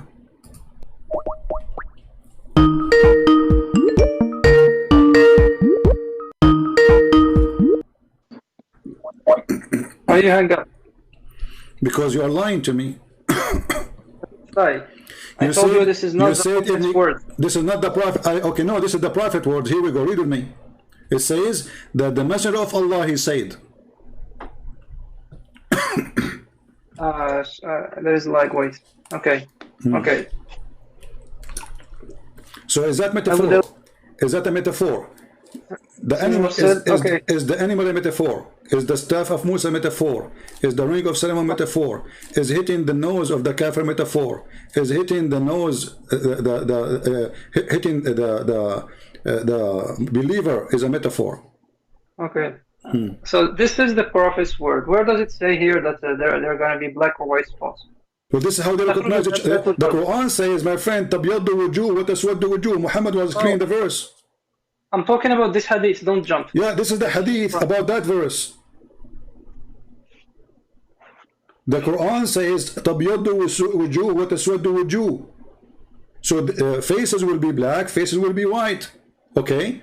Muhammad saying that there's an animal will come from the ground, having the staff of Moses and the ring of Solomon, and will hit the nose of the kafir. Okay, where does it say black or white? In the Quran. Well, in the Quran, I told you it could be physical, like no, it cannot be. No, it cannot be. Could be because your prophet explaining the verse. He do not need to repeat to make it black and white. Already he is mentioning the verse, and now he is explaining the verse, saying that there's a beast will come from the ground, and that beast will have the staff of Moses and the ring of Solomon, and is going to hit the nose of the kafir by the staff of Moses. You, the one who said to me that this is metaphorical about the verse in the Quran, correct? It could be both, actually. Don't tell me both. Don't tell me both now. You switch. You said in the beginning it is metaphorical, and you said to me if it's not metaphorical, you leave Islam. Here we go. Your prophet is explaining the verse. Your prophet is explaining the verse. Why this hadith is mentioned here? Why it is here? Because here is the explanation of the verse.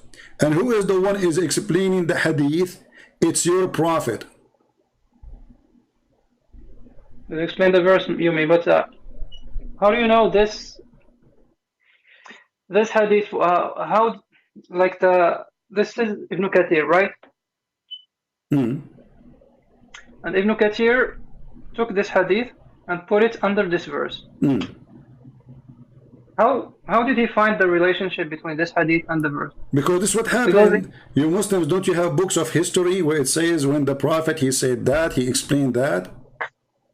Because you see, this hadith here is not really what happened only. The hadith is way longer, but they are quoting for you from the whole story. This, because this is the one, this is the part which explain those sentences that faces will be white and faces will turn black. So your prophet, he is the one who is saying that, and he is saying in the judgment day there's a beast will come, and this beast is going to make you black or white. How? Physically, by hitting you by the staff of Moses if you are a kafir in your nose, and by hitting you with the ring of Solomon in your skin if you are a believer. The result of that, you turn very, very white. Right. So what is your problem with this verse? I don't understand. It's a proof that it is physical. Here we go. You see, even the translation here says, maybe you don't know good Arabic, right? It says, حتى يجتمع الناس على الخوان يعرف المؤمن من الكافر. So what will happen? It says, وتجلي. You said to me, what is the word white? Here we go. What does khiwan mean? وتجلي mean is going to make him shiny white. Okay. Okay, so he said that it's going to make you shiny white. So it's going to make you shiny white, and this is how people, they describe themselves, or they recognize each other. So a black person, they will say to him, oh, this believer. A white person, oh, a believer. Okay, where is the problem? You said if this is literally, you will leave Islam. No, no, I said that white represents good things and black. Take care. I certified you as a potato. And you are not a man.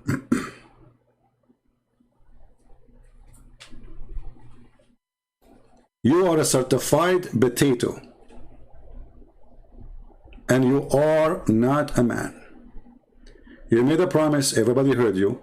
If this is really not metaphorical, you will leave Islam. Actually, you already left Islam. Because you made a promise in front of everybody, and supposedly Allah's God is watching. If this is true, you will leave Islam, you are out. Because this is true. But you are trying to deny it.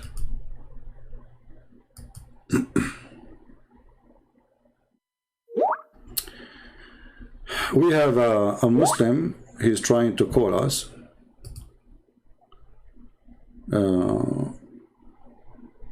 I am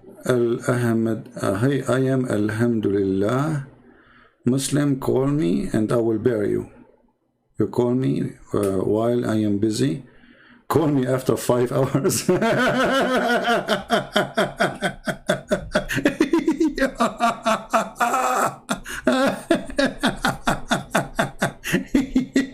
You will bury me. Mean. Call me after 5 hours and you will bury me. You cannot bury me now. You are busy. What you are doing, nikah? Like, come on. And your name is Shahnur? Shahnur Sayyid. Call me after 5 hours and I will bury you. That's deep. 5 hours. If you call me 4 hours and 59 minutes, I cannot do it.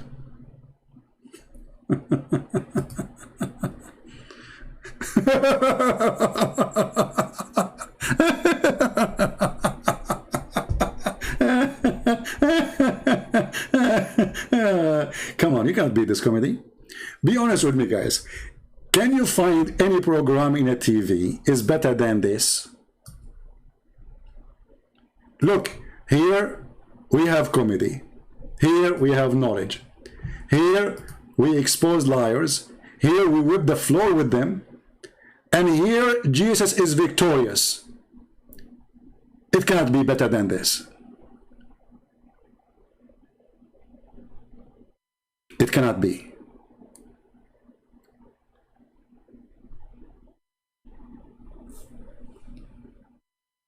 Man.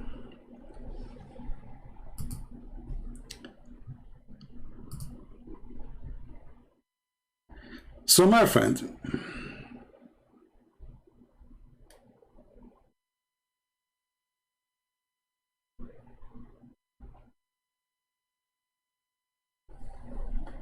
Islam is not coming from a holy God. This guy, he agreed already that his God is the one who employs Shaitan.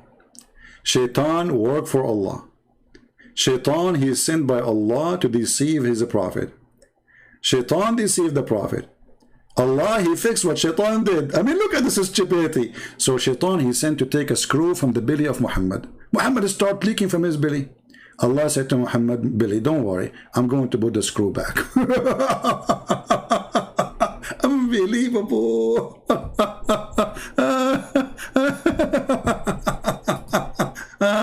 Oh boy. Man, one day I would die with heart attack from laughing. Oh boy. Okay. Actually, the Quran confirmed what this guy he said, that Allah he sent Satans to his prophets.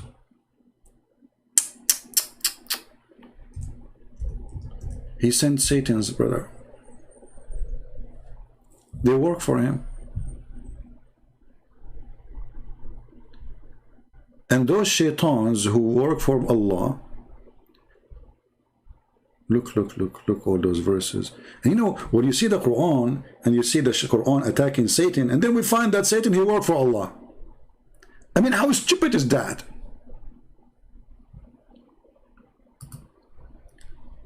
So why those verses saying don't follow shaitan, and you are the one who said shaitan?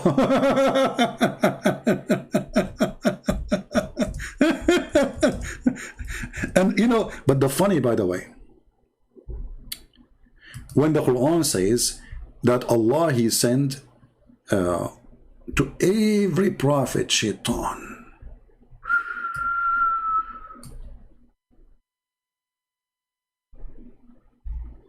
Allah, He employee. Let us open the verse.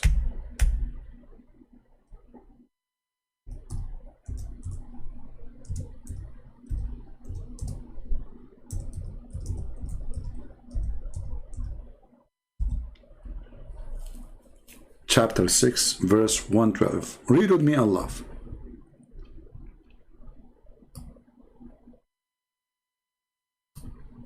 Look at the translation. It says evil one. Does it say evil one or says shaitan?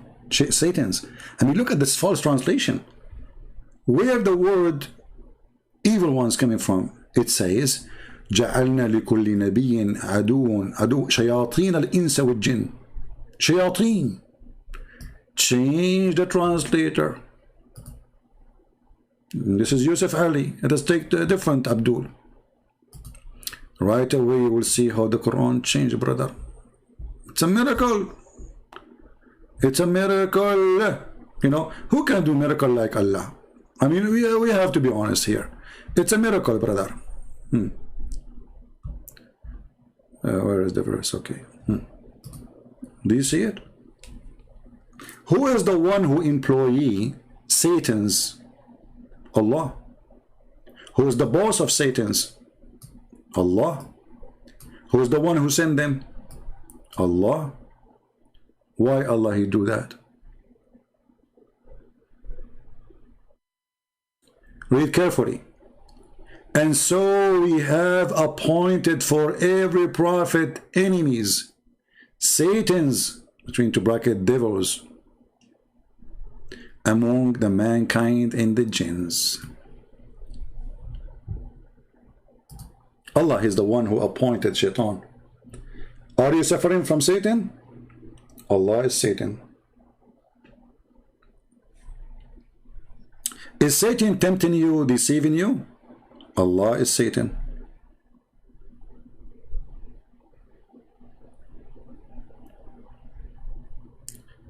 Don't forget to subscribe, and don't forget, guys, to leave a comment. I noticed that you guys, you watch my video, but you don't leave a comment. The more comment you do, the more the video will show up in the search engine in YouTube. And for sure, I want you to make a comment, just not to say just words. I want you to make comment about what you think, what you heard, what people said. Don't be just so lazy to the point. I mean, look, I give from my day, the best hours of my day. And to be honest with you, after I finish talking about this filthy religion, I feel disgusted. That the whole day is gone. All of this, I'm not doing it for myself. I'm the last one Islam can deceive me. I'm the last one can be fooled by such a cult.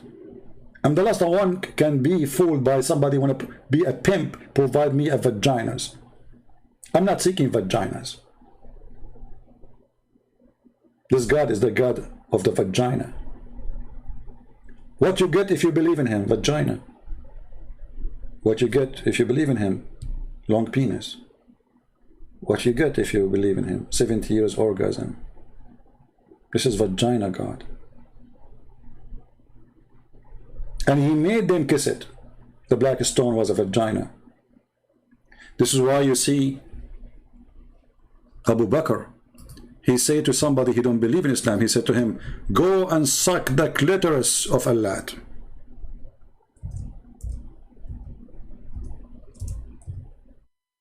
What the clitoris? Where was located? Where we can find it? That is the black stone. The black stone which Muslims worship, claiming that they are just the prophet, he kiss it, so we kiss it. Okay, why the prophet kiss it? Because because he kiss it, we kiss it. Okay, why he kiss it? They can't give you an answer because it's very embarrassing. فقال أبو بكر امصص بذر اللات. Abu Bakr, he said to him, go and suck the clit of Allat. Can you believe it? Yesterday we showed you Muhammad saying, go and suck the penis or bite the penis of your father. Did you guys save the reference? You remember it? This is Islam. A Muslim, he will post for you the Song of Songs. He said, do you know what the Song of Songs is saying? First of all, the Song of Songs is not God talking. Secondly, this is not even about women. This is about a king making a poetry. That's why it's called song, you idiot.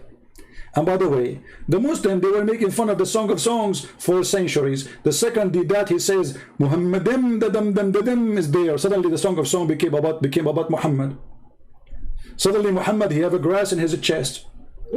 Suddenly Muhammad became a city. Suddenly Muhammad became Jerusalem.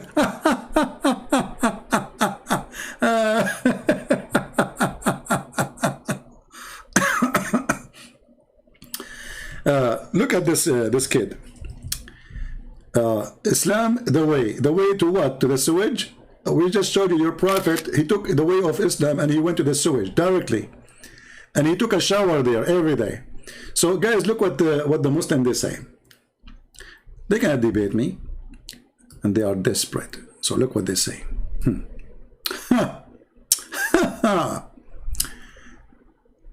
Boza Baza, who? No one want to see CP face. All they want him to accept a challenge in public debate. You stupid, how public it can be. We have 1,500 people watching live. It is more public than YouTube, where there's billions of people, they can see it. Have you ever heard of a public debate better than this? You need to prepare for a century to make 1,500 or 2,000 to attend. It's for free. Public debate, isn't it? This is public. Are we private? You want to debate me? Public debate. So what is this? Are we in the bathroom? I turned the breath to debate me, and I told him, bring 2,000 people and fly all the way to Bangladesh, and I'm going to debate you. That's what he said to me in Facebook, the coward potato Zakir Naik. He wanted to bring 2,000 people with me. Guys, I'm so rich, I can pay for your ticket. Don't. And you know what? Where? We will go to Bangladesh. I mean, people will come like crazy. I mean, the second you say Bangladesh, they will like what? We will go to Bangladesh. I don't even need to convince them. I mean, like, this is the destiny.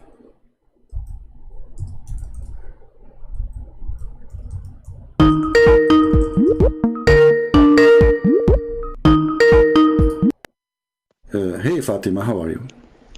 Hello. Hello. You are a sheikh and you say hello? Wait, how? Can you hear me? Yeah, I hear you. Okay. Are you free? Because I saw that you were debating and you were quite busy. So I know I shouldn't have called at wrong times. But are you free right now? Yeah, I'm free right now. What do you want to say to us? Are you in Bangladesh now? Okay. Excuse me? Are you in Bangladesh now? No, I'm not from Bangladesh. Oh, okay. Because Zakir Naik, he invited me to go to Bangladesh to debate him. I don't listen to Zakir Naik myself. Why? Zakir Naik, I don't want to hear about him. What's wrong with Zakir Naik? What's wrong? Zakir Naik is not a scholar. He's a da'i. There's a difference between a da'i and a scholar. Okay, are you a scholar? I never claimed to be a scholar. No, I said sheikh. Sheikh, what does that mean?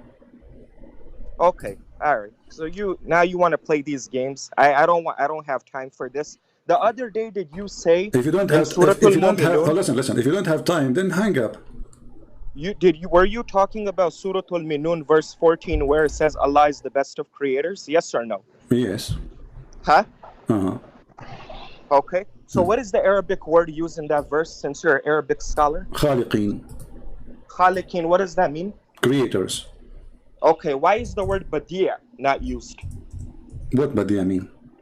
Badia means to create something from nothing. Badia mean create something from nothing? To originate. Unique. Okay. Many Okay, words. I'm listening. Go ahead. I'm listening. Go ahead. So when you create something from nothing, Allah subhanahu wa ta'ala has the power to create something from nothing. Really? Like he created the sky, for example.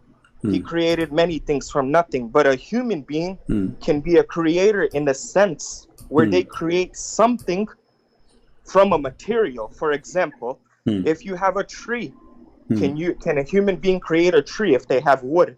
They can. That's why the word khalaqa is used. But can they create a tree without wood? They can't.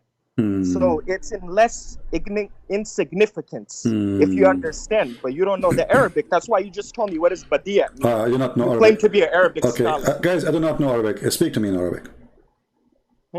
Speak to me in Arabic. Well, if you don't know, why would I speak to you? You I'm idiot. asking you a question. Because you're an answer. idiot. You just said to me, I do not know Arabic, and you are teaching me Arabic, but you yourself do not know Arabic. How do I not know? Speak to me in Arabic. Go ahead. What do you want me to tell you? Tell me whatever you want. Tell me whatever you said now in Arabic. I told you. I said the word badia. No. Tell me that. Tell me the whole story in Arabic. Forget about English. Start from zero. Tell me in Arabic what you said. Answer my question. Don't jump. Answer my question first. So you are teaching an Arab. You are teaching an Arab person Arabic, but you do not know speak one Arabic word. So what badia mean? Look, I asked you a question, right? Abdul. You know, I like you. Honestly, you are. This is why you call yourself Fatima, because you think you are a girl, right?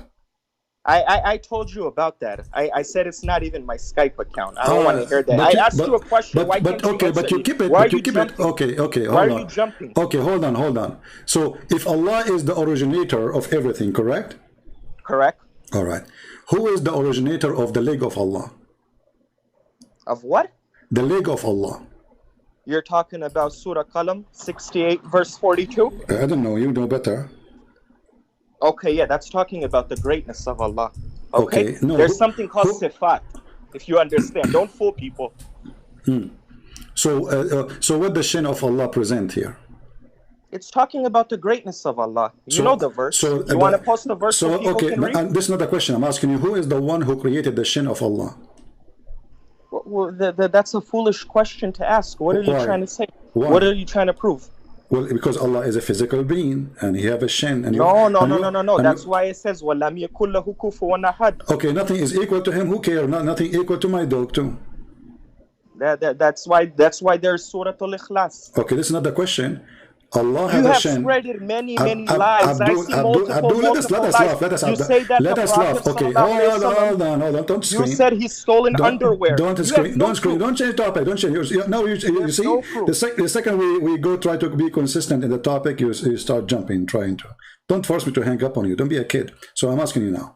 Is the shin of Allah? I'm not a kid. You tell me. I want reference. I'm a person of knowledge. Is the shin of Allah physical or not? Allah subhanahu wa ta'ala cannot be described. This is not the question. He cannot be described. Guys, did he say he's not physical?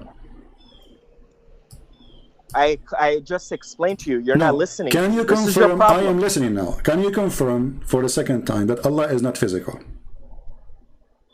Can you let me speak? Here we go. The same game. Can you let me speak? You're not letting me speak. You're not. I stopped talking. I'm waiting for you. I have to keep repeating my question. Okay. Are you going to speak? Yes, you can speak. I said Allah is a physical? Shut up. I'm asking the question now. You answer after I finish. Is Allah a person who is a physical being? Your mic. First of all, you're saying is Allah a person? That doesn't make sense. What you're saying right there. He is the creator, and when the way you describe him. You say, there's not, like me, I have hands, right? For example, I have hands. This is another question. They're physical. I move them. Say, Abdul, listen, focus. Stop drinking camel urine. I'm asking you, is Allah a physical being or not? You know, you must watch a lot of Zakir Naik videos. Sure, I watch it. We want to laugh, you see. Same as people will watch it too. So, is Allah a physical being or not? No. Is Allah a physical being? I answered you. I said no. Okay, guys. Okay, so now it's my time to prove it. Read carefully with me. This is your prophet. Go ahead. This is your prophet saying that they asked Muhammad, are we going to see Allah? in the day of resurrection. Muhammad says, do you have difficulty to see the sun in midday when it's bright and there's no cloud in the sky? They replied, no. He said, do you have any difficulty seeing the moon in a full moonlight when it's bright? They said, no. Here he replied, the Prophet said, well, this is how you will see Allah. No difficulty seeing Allah. Is that something they will see physically or not? You're so twisting the criteria over here. You're trying to twist it. I explained to you. You see how when you speak, I let you speak. Stop making a speech. I don't talk over you. Stop being stupid. Give me the answer right away. Don't give me a lecture before I'm giving you the answer as long as you be quiet, respectfully. Are they going to see Allah literally, or they will not see Allah? People will see Allah in Jannah. What they will see? When they make it to Jannah, they will see Allah. What they will see? But the way Allah looks is the question. I go back to the verse. In many verses in the guys, Quran, did he say the way Allah looks? Did he say the way Allah looks? No, but you're not letting me finish. No, I'm not letting you finish. You are talking. I'm talking too. You just said the way Allah looks. So Allah is a shape. We don't know that. We don't know how He looks. You just said the way Allah looks. You will, when you go to Jannah, you will see Allah's face. But right now we haven't seen Him, so we don't know how He looks. Okay, guys, you will see Allah. You will see Allah. You will see Allah's face. Did you hear it? So is Allah's face is physical? You cannot describe it. This is not. I'm not asking Abdul to describe it. I'm saying, is it physical or not? I just literally told you you cannot describe it. Okay, you just said face. Well, the second you say face, it's mean face. There's something called ass and there's something called face. So Allah have a face, wonderful. So the second you say face, okay, hold on. So is that face? Is that face? Is that face? Don't play games with me. Is that a face? Is that a real face or it's a fake face? Since you claim to watch a lot of Zakir Naik videos, didn't Zakir Naik talk about this? I mean, you're a huge fan of him. I'm not. Okay, tell me what Zakir Naik. Zakir Naik, he said, I can play the video for you. We'll die laughing. Zakir Naik, he says Allah is a physical being. He never said that. He said Allah have a hand. Yeah, he said Allah has hands, but you cannot describe them. Who cares? So is that a physical hand or not? Exactly. He just told you cannot describe it. Okay, is it a physical? Okay, hold on, stupid. I'm not asking you to describe it, you donkey. Don't for me to hang up on you. I'm asking you. Allah have two hands. How many hands Allah have? What does the Quran say? You know the Quran, right? You are the sheikh, not me. Huh? You are the sheikh. 2 hands. 2 hands. Correct? Guys, you have 2 hands. Okay, how many legs? Whatever the Quran says. You tell me. 2, correct? 2?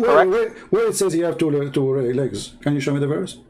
2 hands. 2 hands. You cannot hear me? I ask you about. Just go stupid idiot. I'm not here to play with kids. Don't call me again, stupid. I just asked you about legs and you said 2 legs. Everybody heard you. Potato. Where does mosquitoes come from?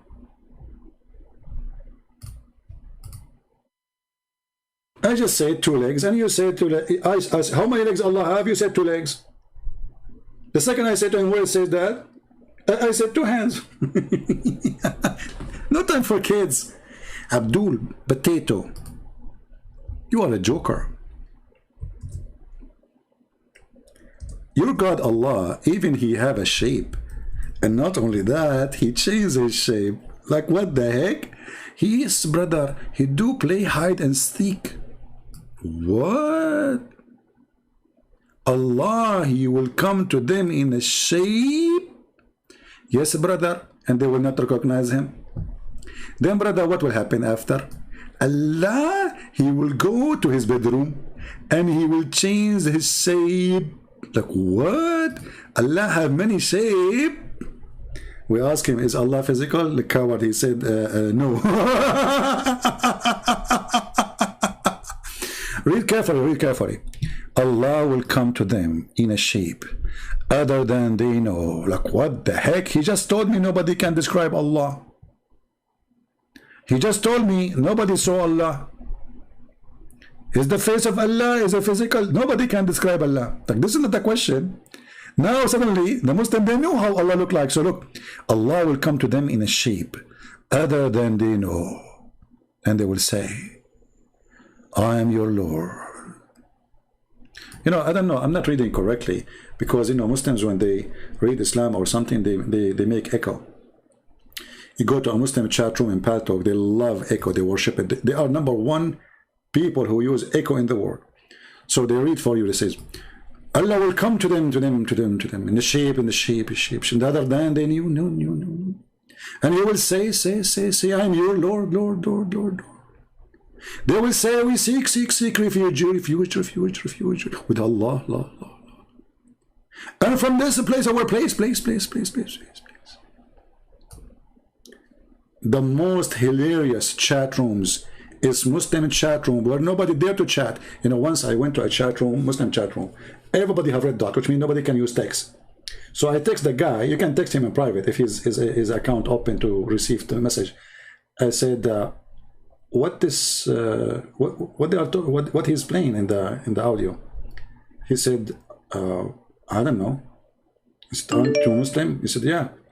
He said, so you don't know what he's saying? He said, I don't speak Arabic. He said, why everybody have red dot? Aren't they all Muslims? He said, yes. So why they have red dot? They cannot chat. He says, because it's not allowed.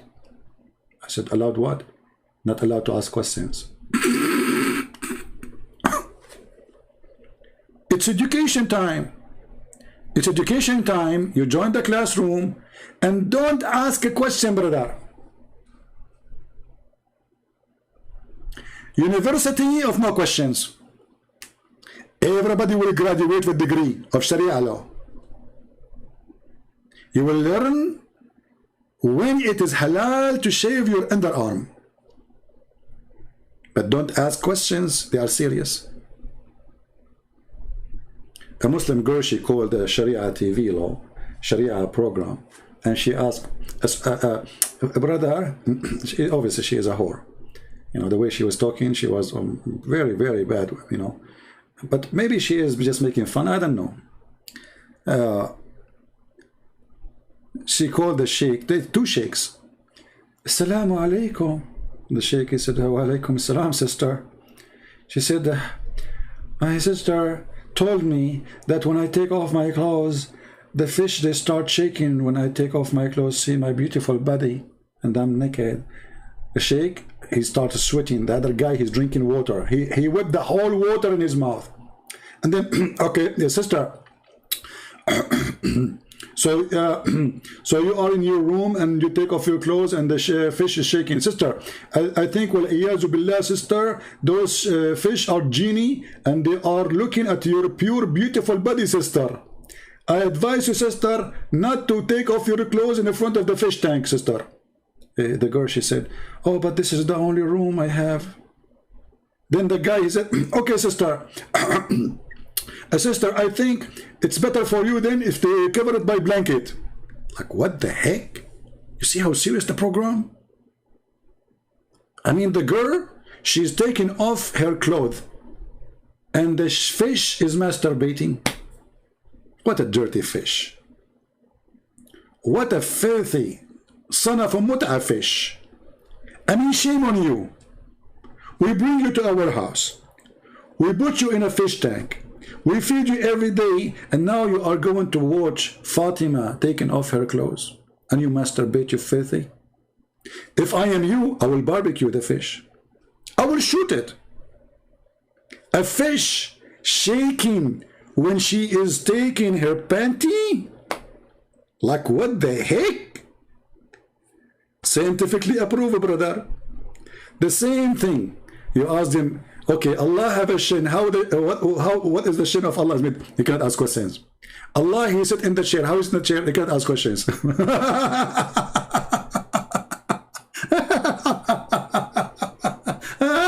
Unbelievable. Oh. Hey, Muslims, we Christian, we say hallelujah. What about you? You start saying shinnuya. Your God is a shin? All your God is... What is... Okay, if Allah is a shin, his face is where? In the shin?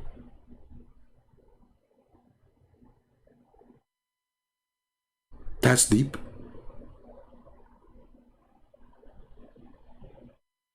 Yeah, you know, like you go to the you go to do fishing. If you go fishing, and you will see the guy who is very handsome, he will get a lot of fish, because female fish, they get horny when they see him. You know, I think that the male fish, only the one is coming to me. You know, they are those homosexual fish. They look at me, and this guy look like so manly. Oof. You know, man, crazy religion, man. What a stupid cult. A guy, he opened the door in his wife. He saw his wife touching herself. He posted in internet about what he saw. The answer from the sheikh, brother, she is having sex with the genie. Like, what the heck? He opened the door. He saw his wife touching herself. What is the solution? What is my wife doing? The sheikh, he have the answer. She is having sex with the genie. It's not like this Abdul is stupid. He should go and he jump in the bed instead of her touching herself. No, it is the genie having sex with her. Like, what? My friend, Islam is a pure logical religion. And everything there is what the word? Scientific, sorry.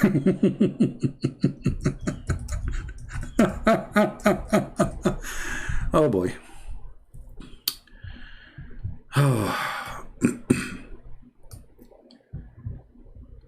What we can say? What we can say? You can say nothing. The question. All this knowledge is coming from the pure prophet, brother. Can a jinn have sex with my wife? Look at the question. Like, what? Brother, what? This is the question. Answer. When a man has intercourse, this is the hadith, with his wife, and does not say the name of Allah, and he said the prayer, the jinn, the shaitan, will coil around his urethra, I'm saying the word correctly, and has intercourse along with him. Like, what the heck?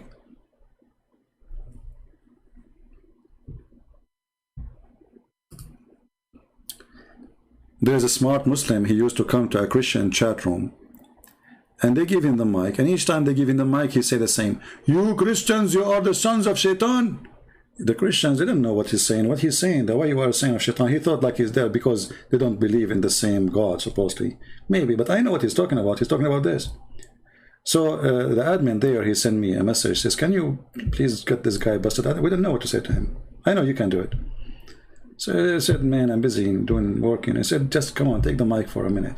So I took the microphone. I said to him, so why you are saying that Christians are... He said, because the prophet, he said that if you don't say the prayer, you know, shaitan will round himself around your penis and he will be doing boom boom to your mother. He was laughing. I took the microphone again. I said, are you sure? Because you guys speak at the same time. He said, I'm sure, but so absolutely. I said, this is Sahih Hadith. Are you sure? He said, this is, I'm very sure. Very sure. You are a son of Satan. I said, are you sure? He said, the 3 times, you idiot. How many times I need to repeat for you? Because Muhammad, he asked 3 times always. So I said, well, based on what you just said, Muhammad himself is a son of shaitan, because Muhammad father, he was not a believer, and Muhammad mother, she wasn't a believer. Therefore, when he did boom boom to her, he did not say the prayer. Therefore, shaitan, he round himself around the penis of Muhammad father, and he was doing it all night to his mother. I should say the Abdul. He took the microphone. May Allah curse you. May Allah kill you. You are smart like the devil. Hey, Abdul, okay, take it easy. It's you who said to me this is true. What's wrong with you? I asked you 3 times, are you sure? You said, I'm sure. Are you sure? That's why the Muslim, they say in the article, if a Christian prince, he said, I am sure. Are you sure? Hang up. Like, what the heck? When you hear a Christian prince saying to you, are you sure? you should hang up and claim that your internet is lost.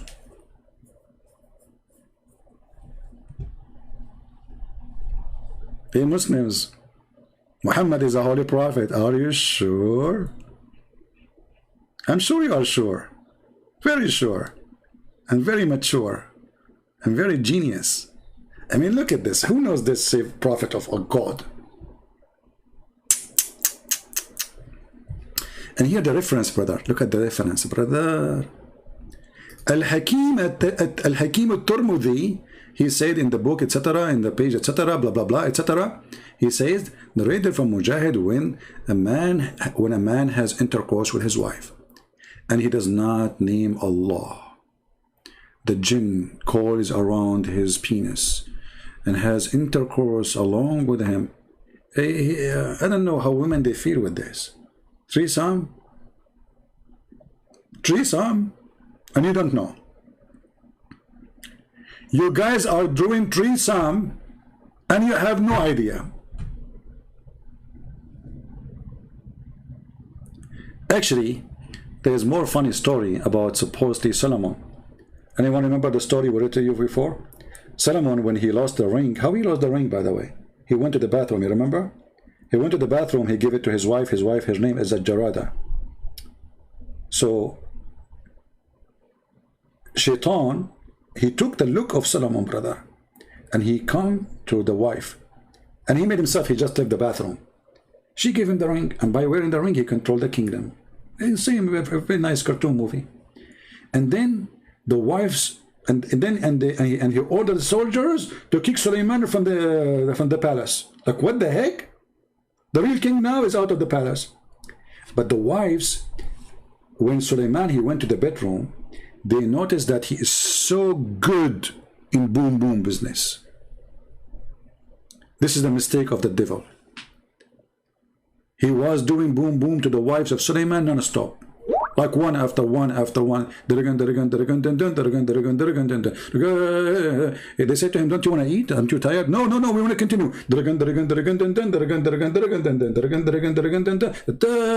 Come on, we need to take a break, man. Fire is coming from there. He says, no, no, no, no, we continue, we continue. So the wives, they went to the elders of the kingdom and they reported how horny he is. And they said, this is unusual. And then the elder, by this incident that he is so good in bed, they discovered that this is not the true Solomon. Which is really funny, because according to Muhammad, Solomon, he can have sex with 99 women in one night. I mean, you know what? Me, myself, I cannot do it. I mean, 97 maybe, 96 to be honest. You know, like, okay, that is not to exaggerate, 95 maybe, but 99 women in one night. Yes, Prophet Muhammad, he said that he wanted to have children, to do jihad, but he forgot to say inshallah. And based on this, Shaitan was calling around his penis too. Anyway, to make the long story short, as you see, Islam is just a joke. Islam is just a stupid religion.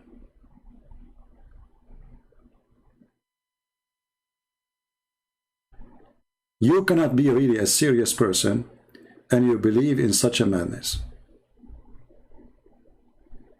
I hope people, they learn good today. And do we have any Muslim want to say anything? If there is any Muslim want to say anything.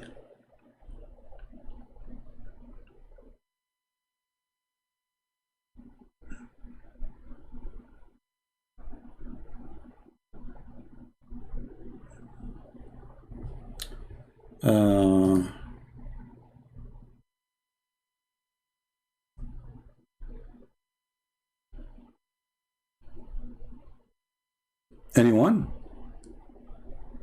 All right. Well, guys, don't forget to download the videos and share with your friends.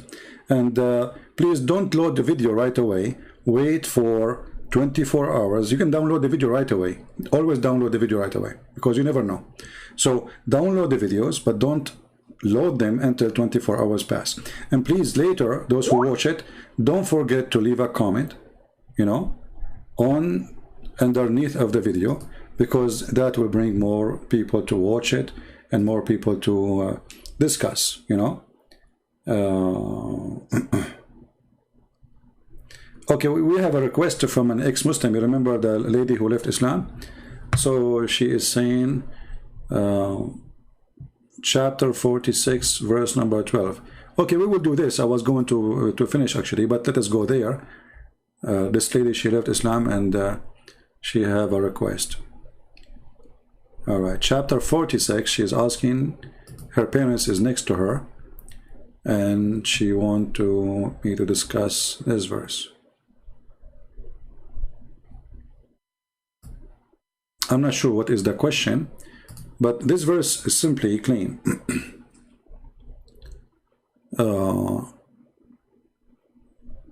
In order to understand it, you have to read the verses before it. If you go from verse number 9, Allah, He said to Muhammad, you know, tell them that I am just a messenger, you know, I'm not a new thing, I'm just a messenger among many messengers who came before me, and I'm just following wahi, which means inspiration. But all of us, we knew that Muhammad, he received Quran not by inspiration. All right, and then yeah, Musa, he got the command in Arabic. Okay, we'll go there. And then it says, say to them, Allah saying to Muhammad, Allah said to Muhammad, well, don't you see that who is from Allah? Will we see who is from Allah or not? Because Muhammad cannot be from God anyway. Let us say, for the sake of argument, Allah was the God. But if Allah is the God, He will not say stupid things. He will know how the earth is created. He will not say in one verse He created the stars first and the mountains second, and then in a different verse He said the opposite. So obviously we know that Allah is a fake God. Now we continue. And there is a witness supposedly who is witnessing to Muhammad. So a person who is a Jew, the Muslim, they claim his name is Abdullah ibn Salam. But just to confirm to you, there's Jews, they don't call the word Abdullah. They don't use the word Abdullah. That is a false name. All the names you see here, they are fabricated. After they convert to Islam, Muhammad started giving them different names. And even Muhammad himself, he is not the son of Abdullah, because if Abdullah was a Muslim, or Abdullah is the father of Muhammad, then he should be a believer. But Muhammad, he confirmed that his father is not a believer. And you will notice that all the uncle of Muhammad, they are Abdu Manaf, Abdu Uzza, they are the slaves of idols. And the father of Muhammad should be one of them. They changed the name to. So then he says that there is a witness on this, he's a Jew. And then those who disbelieve, they say,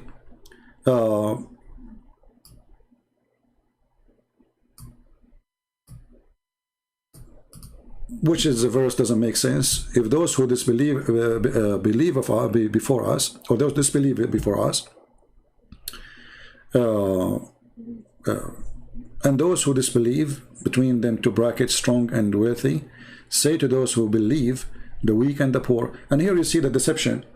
Isn't it Uthman was one of the most rich people of Quraysh? Isn't it Muslim they claim that the family of Muhammad are the most wealthy one? Isn't Muhammad, he claimed, and Muslim they claim that Umar was from a noble family and he was wealthy, same as Abu Bakr? Isn't Muhammad, he married the most rich women of Quraysh, Khadija? So how those who they are believers are weak? Because who is the first believers of Muhammad? 70 people. The one who are the poor is the one owned by the Muslims, which means they believed not by choice, they are slaves of them. The rest are rich. So the rich own the slaves are believed in the master belief because they have no choice. And now the Quran claimed that the one who believe in Muhammad are the poor and the weak. That is a false argument. And then he said, he continues saying, and before this was the scriptures of Moses as a guide of and mercy, and this is a confirming book, the Quran, in the Arabic language. Okay, the one who said that the book of Moses is the Arabic is not what the verse saying. Maybe the translation sometimes is not clear, what the Quran is saying, that the Quran itself is in Arabic. The Quran itself is in Arabic. But here you notice something very important. I'm glad she pointed this verse for us. Why the Muslims, they say the Torah and the Bible are corrupted? This verse says confirming.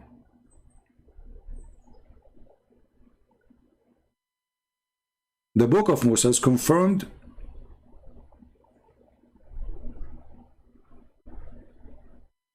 وهذا كتاب مصدق here ومن قبله كتاب موسى إماما ورحمة وهذا كتاب مصدق لسانا عربيا. It's okay. So the book of Moses, the book of Muhammad, is a book confirming the book of Moses. So why Muslims, they keep saying the Old Testament, and they make fun of the Song of Songs, they make fun of stories in the Bible, they make fun of Lut, how his daughters did what they did with him, when the Bible confirmed that this is what they did. It's not what God told them. See, in the Quran says that the wives of Lut, she was a whore. Does that mean that God, he made her a whore? So here you see the dishonesty. But here the important verse, this is the Quran confirming the Torah, not the Torah confirming the Quran. And this is the Quran confirming the Torah, which means proving that all the fabrication of Muslims about the Torah is invalid. Because why the Quran confirm it?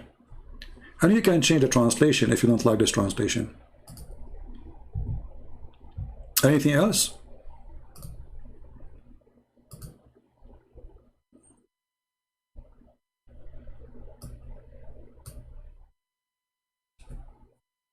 Any other question? So this verse is not saying that the Torah is in Arabic. This verse is saying that the Quran confirming the Torah, which destroy everything Muslim they claim. Anything else? And there's tons of verses in the Quran confirming the Bible and the Torah, starting from the beginning of the Quran,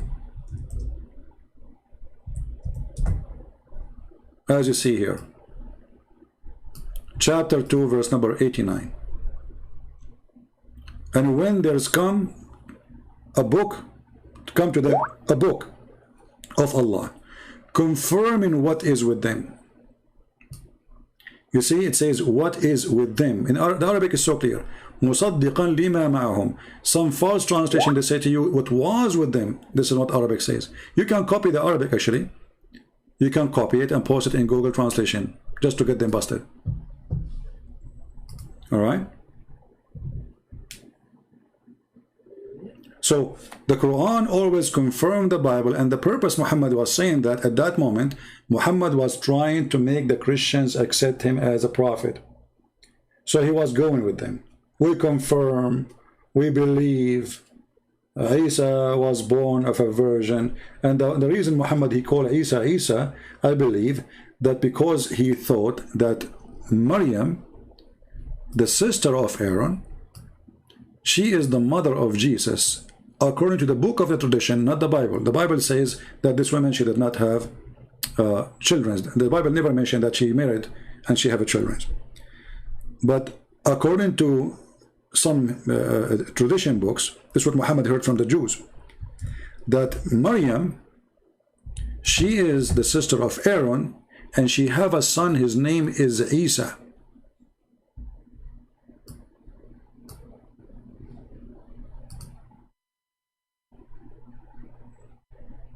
This is why the name coming from here.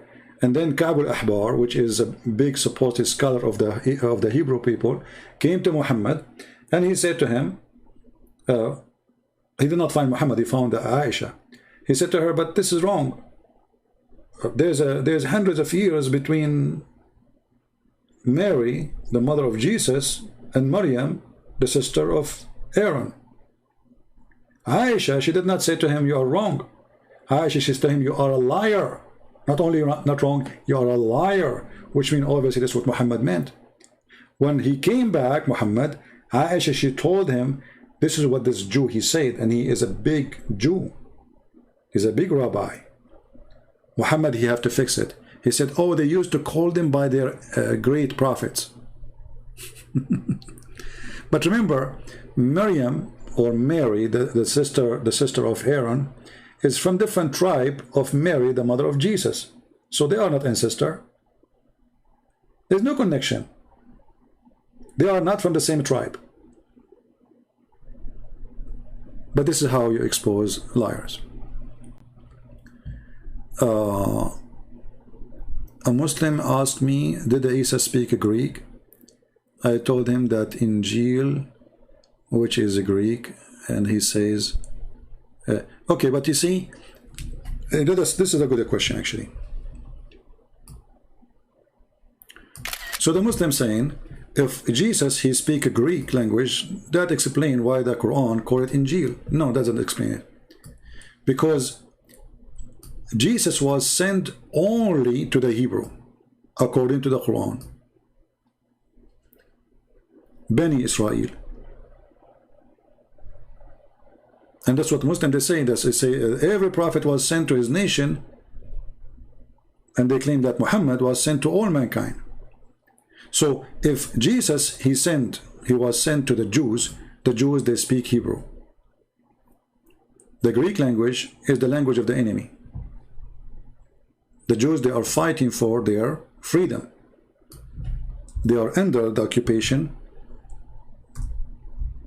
of the Roman. So do Jesus speak the language? I believe Jesus speak all languages, even though he was able to make his disciples speak all languages, and even this is mentioned in the books of Muslims. But you will notice here that the Quran keep repeating that Allah he sent down the Injil, but the Injil is a Greek word. That means Jesus, if he was sent to the Greek people. He was not sent to the Hebrew, based on the Quran. Because remember, the Quran says in the same time that Allah never sent a messenger. Never sent a messenger. Except by the tongue of his people. Chapter 14, verse number 4. So the Quran make it clear that Allah will not send a messenger unless he is from the people, which means he will not send you a messenger, he is from different country, from different ethnic. He will send a messenger from the nation and in the language of the nation in order to make it clear for them. Do you see it?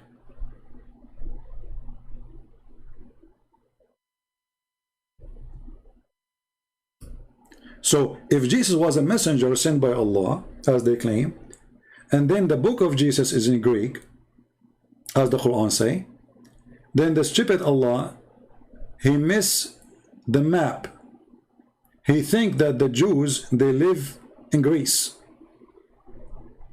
And Allah, he sent the book in a Greek language to the Jews. Well, Jesus spoke Aramaic, Jesus speak all, I believe Jesus, if we believe he's God, he speak all languages. Muhammad, he cannot even speak his own. He know Arabic, yeah, a kid, he will speak Arabic. A dog, he teach him some command, he will learn it. In any language. But Muhammad, according to Muslims, do not know how to write, how to read. So, the Quran is making it so clear that the one who will be sent, he will not be a person from abroad. He will be from the nation, speaking the language of the nation. And that destroyed the claim of Muhammad to claim a messenger for all mankind. That is a contradiction, because Allah will never send a messenger unless he speaks the language.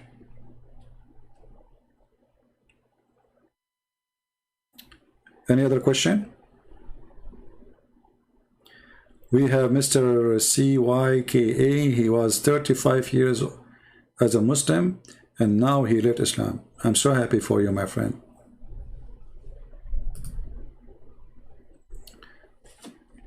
You sound a smart person. But I don't know, Balayat. You know what? I'm going to try to help you to go back to Islam. Do you know now what you lost, my friend? Don't you want to get the virgins? What's wrong with you?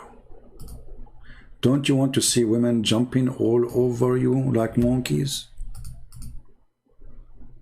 Why you leave Islam? Don't you want to have 70 years orgasm? I mean 70 years, not 69. To be honest with you, if 69, that would be a problem. I mean, it's short. But alhamdulillah, it is 70 years orgasm. And you leave Islam, brother. I mean, what's wrong with you? And not only that, the Prophet of Allah, he promised you that you will have an endless penis. There's somebody in the front of my house. No, this is not somebody. This is a penis there. Oh, there's a car going over it. Oh boy, a big truck. The city, they are taking it off from the street. Look, what? Don't move the penis. This is a penis of a Muslim believer who promised to go to Allah. Endless penis. I mean, what the Chinese would do with it? I mean, you know, in China, they eat everything. They see your penis going in China, they think that it's a sausages. Or they will think it's a snake or something. Endless penis. I mean, those promises, by the way, they are very logical. And the women, they will wear 70 dress. I mean, why 70? This guy is stuck with number 70. 70 or orgasm, women wearing 70 dress, 70 everywhere. And still, after 70 dress, you can see through the marrow of their bones. What the heck? So those are 70 dress of what? 70 dress of see-through? That's deep. I mean, we have to agree that this is very deep. Brother, look at this hadith. Look how beautiful. I'm just trying to help you to remember what you are missing, so maybe you would say Shahada again. He swear by Allah. He says, every one of you will have 2 wives of the Houris. Between 2 brackets, they were so beautiful and pure, transparent. I mean, come on. Let's hold on. How many of us always we wish that things are transparent? We say we want transparent government, we want transparent rules, we want, you know, and now the wife is herself a transparent. The days where your wife, she can take your credit card and she hide it in her purse is over. If she put it under her bra, still you can see it. If your wife, she go to the refrigerator and she eat your hamburger, you can see through her belly. Women, they cannot hide anything from us no more. Finito, women. The game is over. You try to hide it, you try to take it. My husband, I did not take your credit card. Hello, I can see it. What's wrong with you? I can see through. I can see through 70 dress. I can see the marrow of your bones. And brother is going to be very sexy, and you know it.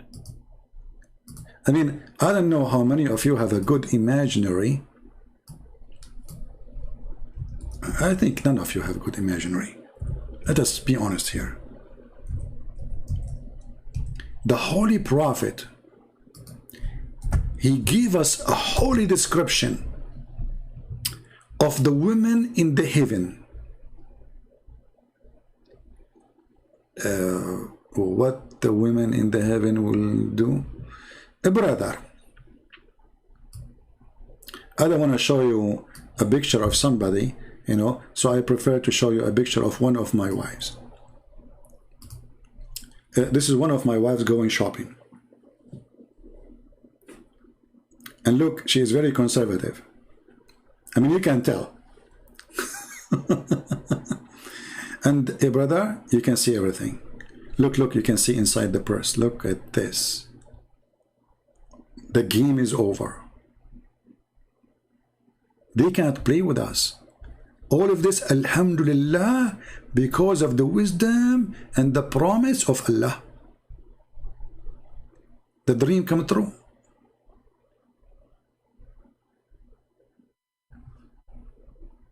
They cannot lie to us no more.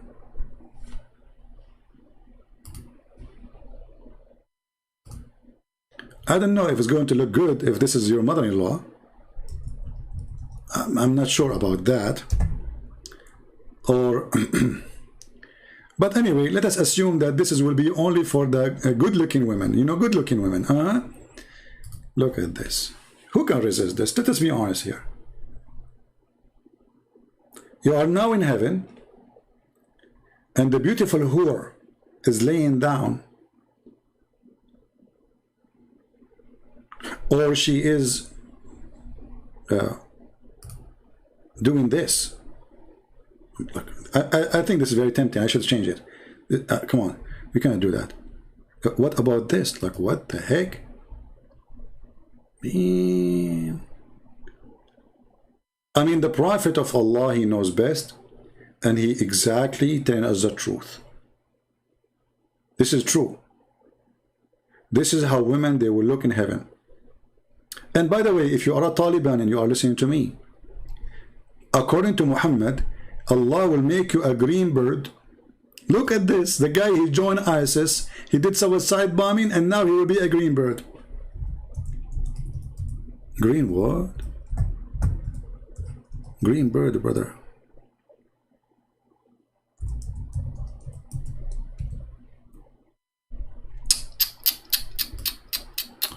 This one is da'if. We don't want to show you da'if. We want to show you the sahih.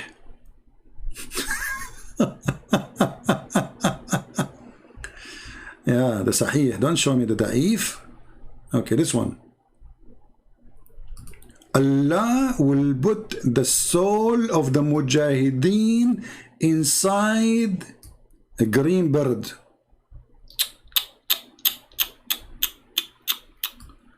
I'm not sure really how Osama bin Laden is going to have sex with those virgin, and now he is a green bird.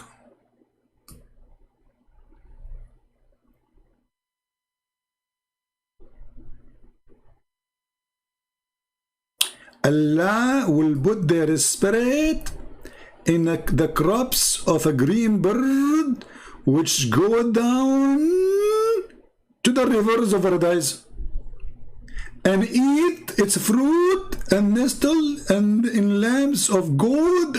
Like, now look, you are a bird, but now you're drinking in a cup made of gold. I mean, isn't this beautiful? So the poor Abdul, he joined ISIS. He is desperate now to go and have sex with the women. He go there, he found himself a chicken, a green chicken. The woman, she will say to him, how we will have sex now? He will say to her, pop, pop, pop, pop, pop, we use the peak. Pop, pop, pop, pop, pop, we use the peak. She will say to him, you will peek me? Yes, we use the peak. Pop, pop, pop, pop, pop, pop. That's amazing. That's so beautiful. That is a promise of a holy prophet. Only prophet of Allah can come with such a chicken promise. All of us, we wanted one day to become a green bird.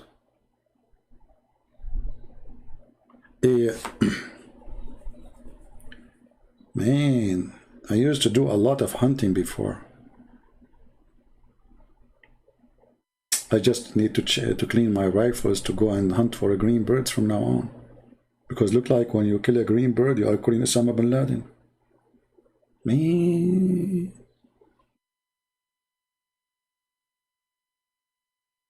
What is my sniper rifle?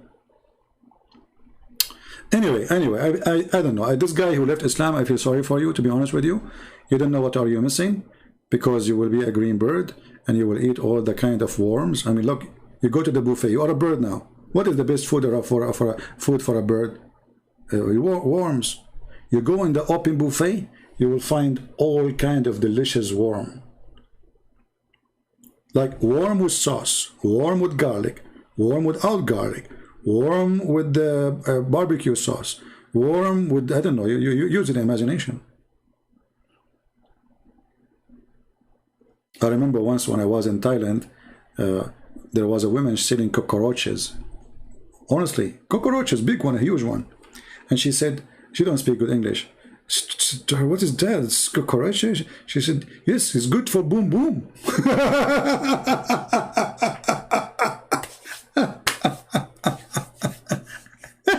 Good for boom boom. Yeah. Perverted people. Boom boom. Anyway, guys, I hope you have a good time together. Let me know if you like me to come tomorrow, which is going to be Friday. Live on air, because actually I want to give myself a break, but I will see how many people watch the video. And if we reach, let us say, 20,000 people by tomorrow, I will come back tomorrow, same time as today maybe, and we will have a new video. And for sure we invite Muslims to call us, and even green birds. Green birds are welcome. But don't do poo-poo on my computer, please. Thank you. God bless you, and may the Lord save the soul of the Muslims who they are lost and misleaded. Remember, we don't hate them. We are here to help them. And we are here making fun of the stupidity, not of the stupid. Stupidity is our enemy. The Bible says, my people, they are perished because of their ignorance. So our enemy is ignorance. Christians, they suffer from ignorance. Many of them do not know the Bible. Many of them do not know anything about Islam. They've been misled, been lied to, even by a Christian priest. They say to them, Islam is the same religion, or they have the same God, which is absolutely a big fat lie. The Lord, he said, from their fruit you shall know them. So if your priest is teaching you false information, he is not a priest of the Lord. If your priest is telling you false information about Islam, he is not worshiping Jesus, and he don't belong to Jesus. Jesus will deny them in the judgment day, and he will send them all to hell. We love to save the Muslims, but we don't love the devil. Remember that. And Islam is of the devil. Thank you. God bless you, and see you soon again. This is your brother humbly was serving you for today, Christian Prince. Take care.